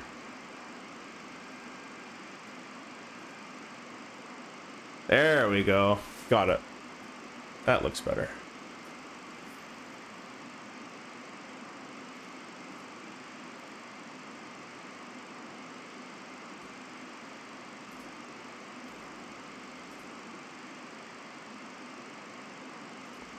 Alright. Hey, Simple Takeoff, welcome back.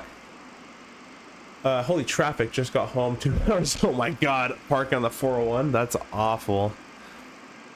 So here's a little test we're going to do. We're going to hit that top of descent, and either the airplane's going to start going down, or we're going to manually click VNAV again, and that should change to VNAV DES, VNAV descent. Really appreciate you guys all stopping in and subscribing and stuff. We're up to 5,966, as you can see in the bottom right corner of your screen there. There we go, VNAV descent. It's automatic. That's pretty cool. There's that trim. That little sound is the trim being, stabilizer trim being moved on. Don't worry about that sound. That's a beautiful little airplane. It's honestly, the flying side of it is more automatic than the CRJ, but the systems part of it, at least from the 900, is quite a lot older manual than the CRJ. It's kind of like if you put a CRJ, take a CRJ 200, take that airplane and put in auto throttle and VNAV, and that's this.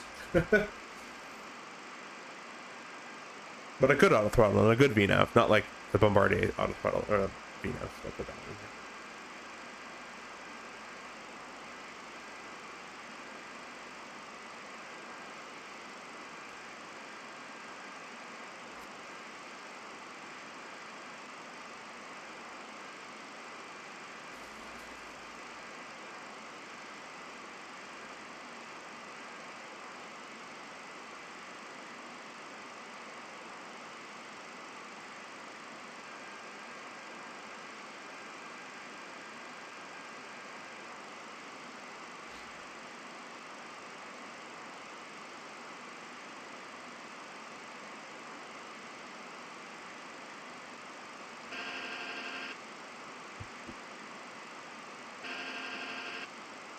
How was your 2-hour traffic journey? That sounds awful. Just awful. Got 5 of you guys in the vertical stream as well. Appreciate you guys stopping in there. And remember, guys, there's discount codes down in the descriptions in both vertical and horizontal streams. If you guys want to pick up anything, you can always go get a, you know, if you want to buy something on Contrail or ProDesk Sim, we got some discount codes down there for you guys. Save some money.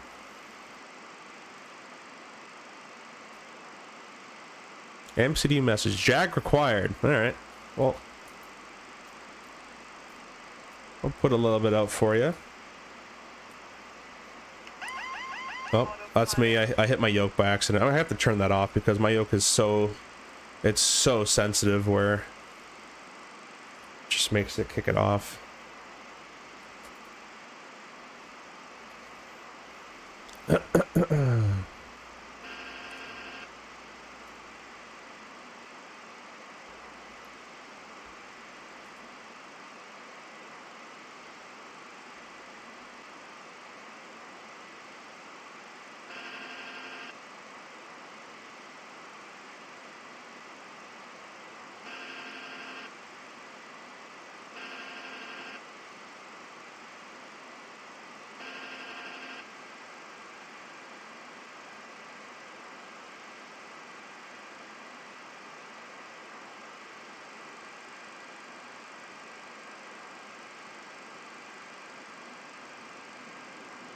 Now I heard it adding thrust, so anytime an airplane adds thrust, it tells me it doesn't need spoilers anymore, so we're going to get rid of the spoiler.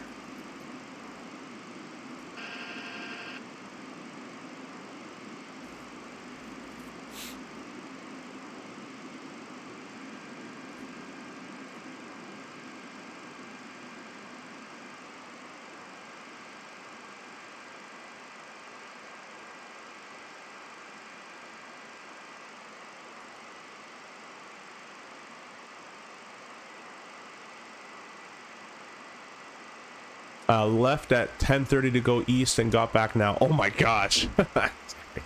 Should take the 407. Yeah, you're paying an arm and a leg though for that after. Let's zoom in our display here. MFC menu, drag required. All right, we're gonna put a little bit of spoiler out then. Message is gone, so I'll put about half the spoiler, quarter spoiler or so. Need to be below or above 17,000 feet at this waypoint. We're going to estimate it at 1916 Zulu, which is pretty correct as it's 1916.6 right now. So everything's looking quite good. You know what? I've been using this.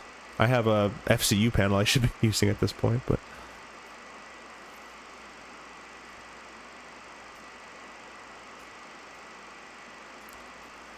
let me go ahead and get Sky Dolly running, which is our review tool we're going to use today. Or not review tool, a replay tool. And I'll get G's loaded so you guys can get a feet per minute, because I know you guys like to see all that kind of garbage. I shouldn't say that, but yeah. I wouldn't pay attention to feet per minute if you guys are looking to do this as realistic as possible. If you're having fun and treating it as a game kind of thing, then yeah, that'd be my guess, but feet per minute doesn't matter. As long as it's a nice safe landing. Touchdown zone, center line, stop before the end. You're good to go. Alright, this transition, we'll go press the B button, 3008. PFD's a little hard to see. The next one's above 14,000, which we should meet that. We're expecting it in 1918 Zulu. We're a little above the glide path, or the VNAV path, and it's going to ascend a bit steeper, so I'll add a little bit more spoiler for it. Just one tad more.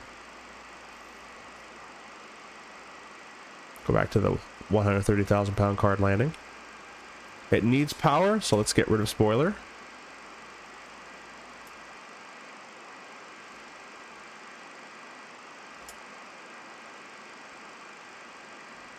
There we go.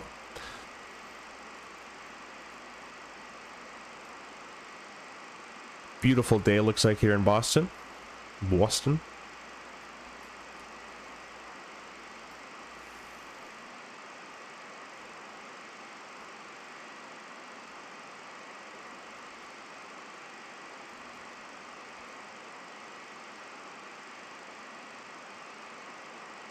I don't know what it is. Every time I do...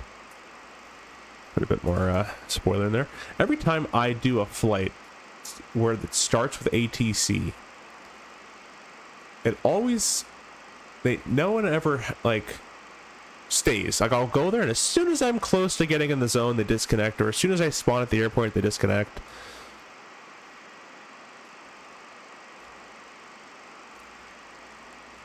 Next waypoint... This is too easy, man. Above 11, below 12. This airplane does everything for you. So it should start... no, actually, it'll be pretty good because we're not even below 12 yet. Got a tailwind of 30 knots as well, 28 knots. Drag required. We'll give it a little bit more. As soon as it needs power, though, or thrust, I'm going to take some spoiler away. Go back on the terrain mode.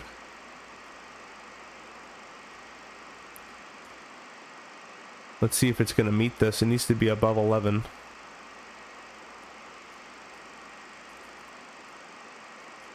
Well, I didn't really do that one. It went right through 11,000 feet there. Now it's thinking about it. It's like, oh, wait a minute. So it's a bit of an older style VNAV. It's not as smart. It's slowing down for 10,000 feet. We'll add in full spoiler here. There's 250 knots. It's 11, right? Not 10. Yeah, it's above 11, below 12. So it did not meet that restriction, but it did meet the 250 at 10.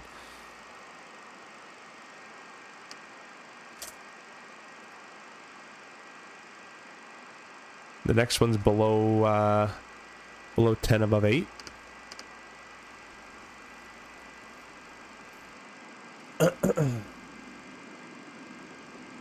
I put all the engine sounds to the max as well. When I get that sim ready, we should fly together from Charlotte to Toronto. Yeah, that'd be pretty cool. Today I'm going to be kind of busy for the rest of the day after we land, as I'm going to be going, probably take a power nap, as I'm still kind of sick and not really feeling that great. And then I'm going to go to the, get groceries because I'm out of those. But maybe later on tonight. Although I might be doing some, I'm trying to get the 727. I'm trying to learn that airplane as well. But we will definitely find a time. Make sure to join the Discord as well if you haven't already. Maybe the next stream can be, Charlotte, Toronto.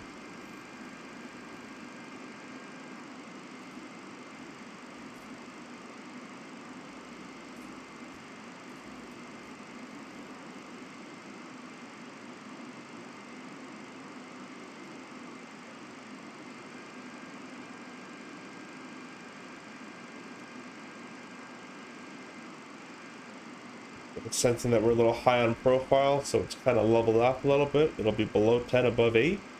It's maintaining 240 knots, so we're below 10,000 as well, so we'll get our external lights on a little bit.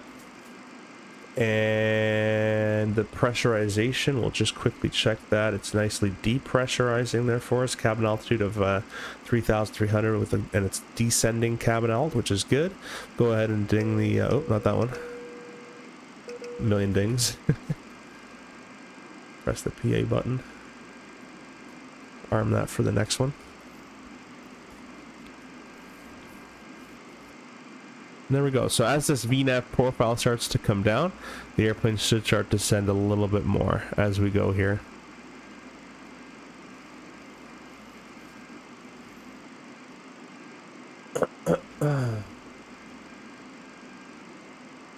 Hey, we got 5,967 subscribers. We're getting so much closer to 6,000 subscribers, which is quite insane, guys. I hope we can hit 6,000 before the expo. I think we'll be able to. Lonnie, hey, welcome back.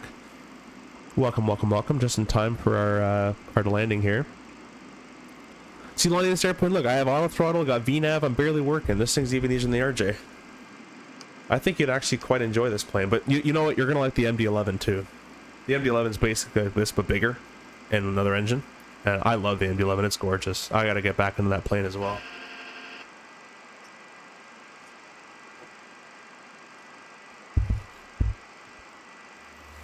You know, if you're on Lonnie later on, and I have some time, I think Charlotte Flights wants to do a flight with us as well. Maybe we can do an MD from Charlotte to Toronto. A little MD-11 flight. Problem is the MD-11 is only 2020. It's not 24, unfortunately, which I don't like playing 2020 anymore, really, to be honest with you guys. But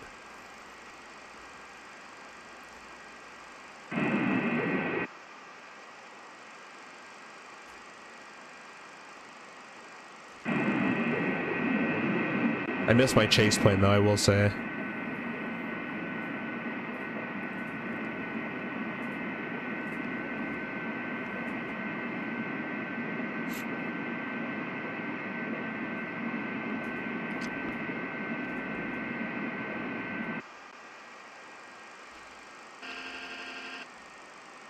Yeah, spoilers are retracted. And we're just nicely descending onto this VNAV path that once spids at, or spied at 7,000. So doing 1,000 feet to minute. Has 1,000 feet to lose, so it should take us 1 minute. That's quick math. I can do that one. You hear that sound, guys? By the way, that little sound is the throttles moving. Isn't that awesome? I love that. I don't know why they modeled that, but I do love that little sound.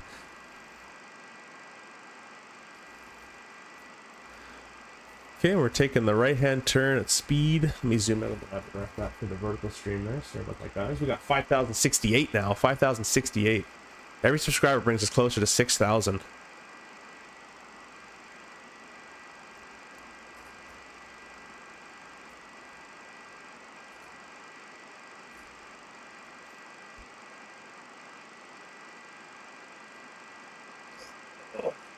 Trumpet says I will get that VATSIM set up now. Yeah, cool. I think you'll enjoy it. There's a ton of videos on it as well.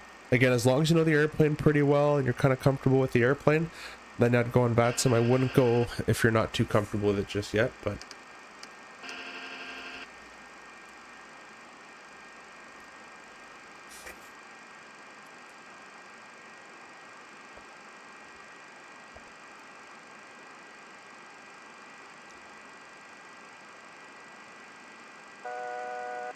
$7,000 for 6,000. Aw, someone unsubbed. Oh well. Will not be missed.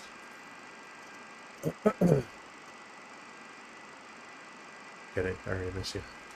Anyways, we'll align our heading indicator. We always want to keep our heading indicator aligned with where we're going in case we get... There's no one on VATS. There's no ATC, but in case we get a... ATC came and said maintain current heading. Sometimes your first instinct is press the heading button, and then if your heading is not set, you'll go off in some random direction. So it's good to always have that aligned with where you're going.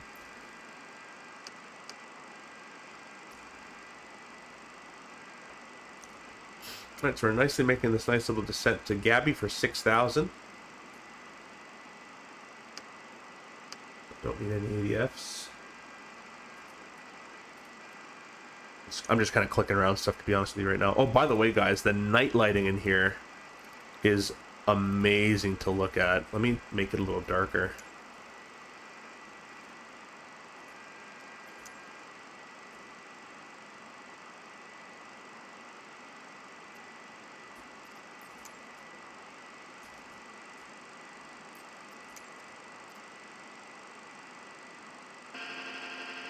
And I'll get some of these lights on here.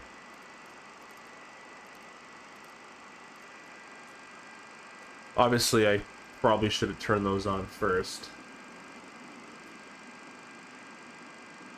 because I kind of don't remember where they are. But anyways, take my word for them. The night lighting in this is very nice to look at. It's quite a treat.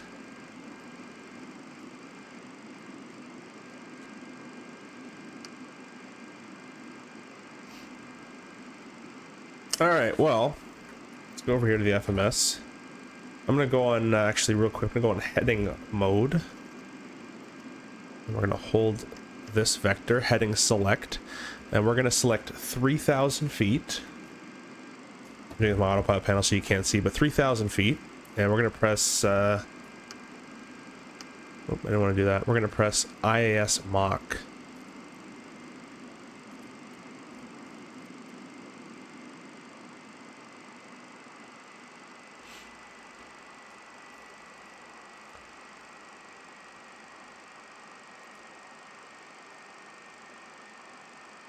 And the alt is armed. We're in IAS descent mode as well.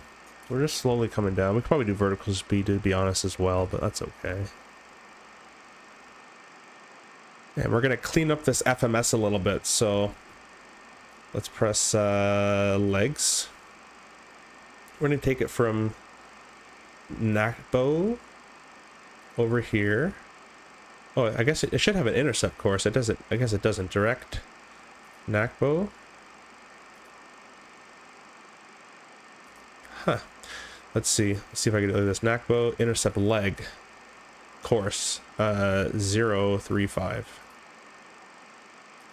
There we go. That's how we sequence in this airplane. So we always sequence the approach in the CRJ. That's how we do it here, I guess.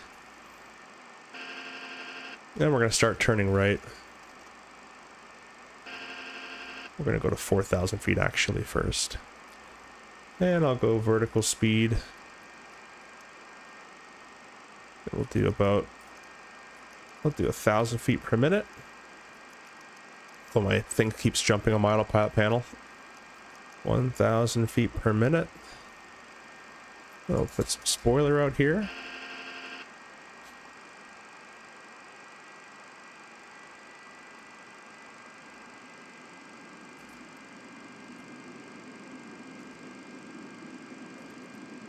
I would like it to maintain 210.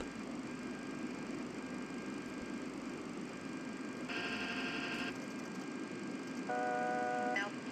I'm gonna click the ILS button, so ILS is armed. Altitude. Yep. Oh, and below.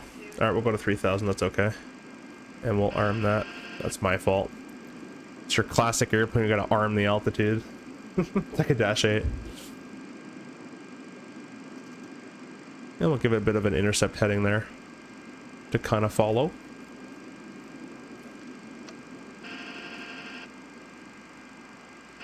Slats extended.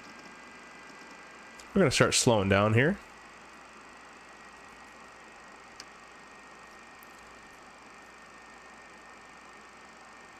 Should alt capture alt cap at 3,000, so I'm expecting it to level off, but it's not, so I'll press alt hold, put our next flap in there. Don't actually know the flap schedule, I'm kind of making this up as I go.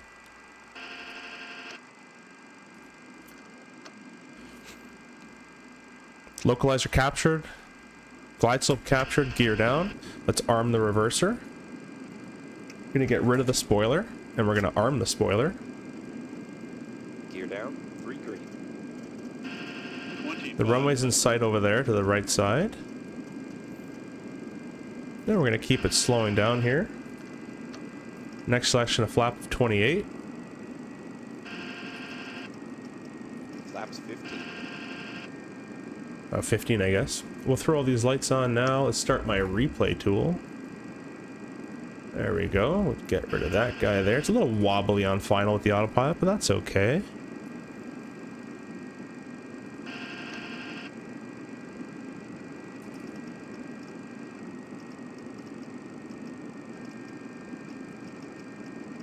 Flaps 28. Stabilizer motion. There it is. Stabilizer motion. That's just the trim being trimmed. And our VRF of Flaps 40. 143. Awesome. We got localizer track, glide slope track, speed of 143. The runway's in sight. Visual landing. I'll call it from back out here. Greaser inbound. I don't know, man. We'll see. Be back on the stream later. Oh, you're gonna miss the landing, Charlotte. I get the VATSIM. My dad says, "Hey, well, welcome, thanks," and I say hi back if you're still here.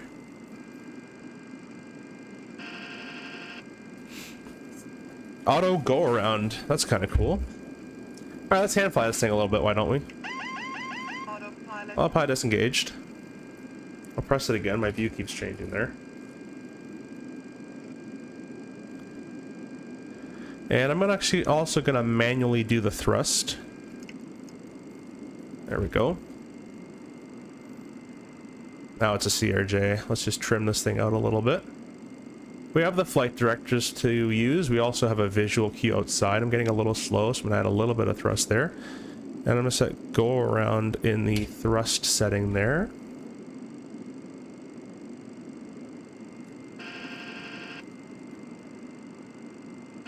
Getting a little high, correcting. 1,000. I've gone ahead and also dampened my controls quite significantly. Also, you'll notice in this airplane, if I want to roll the airplane, watch what happens if I just roll. Notice it doesn't do much. A lot of yaw is happening.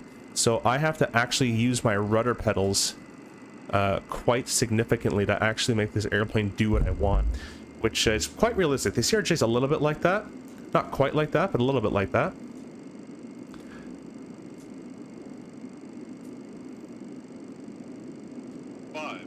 I noticed though this airplane in the sim gets knocked around by the turbulence probably more than it would really in real life. Like these massive nose movements here would be quite an interesting turbulence to go through in an airliner. These are more 172 reactions really, if you ask me. 200. 100. 50, 40, 30, 20, 10. A little bit of holding it off. Reverser. Oh, it's manual 2 in brake. reverse.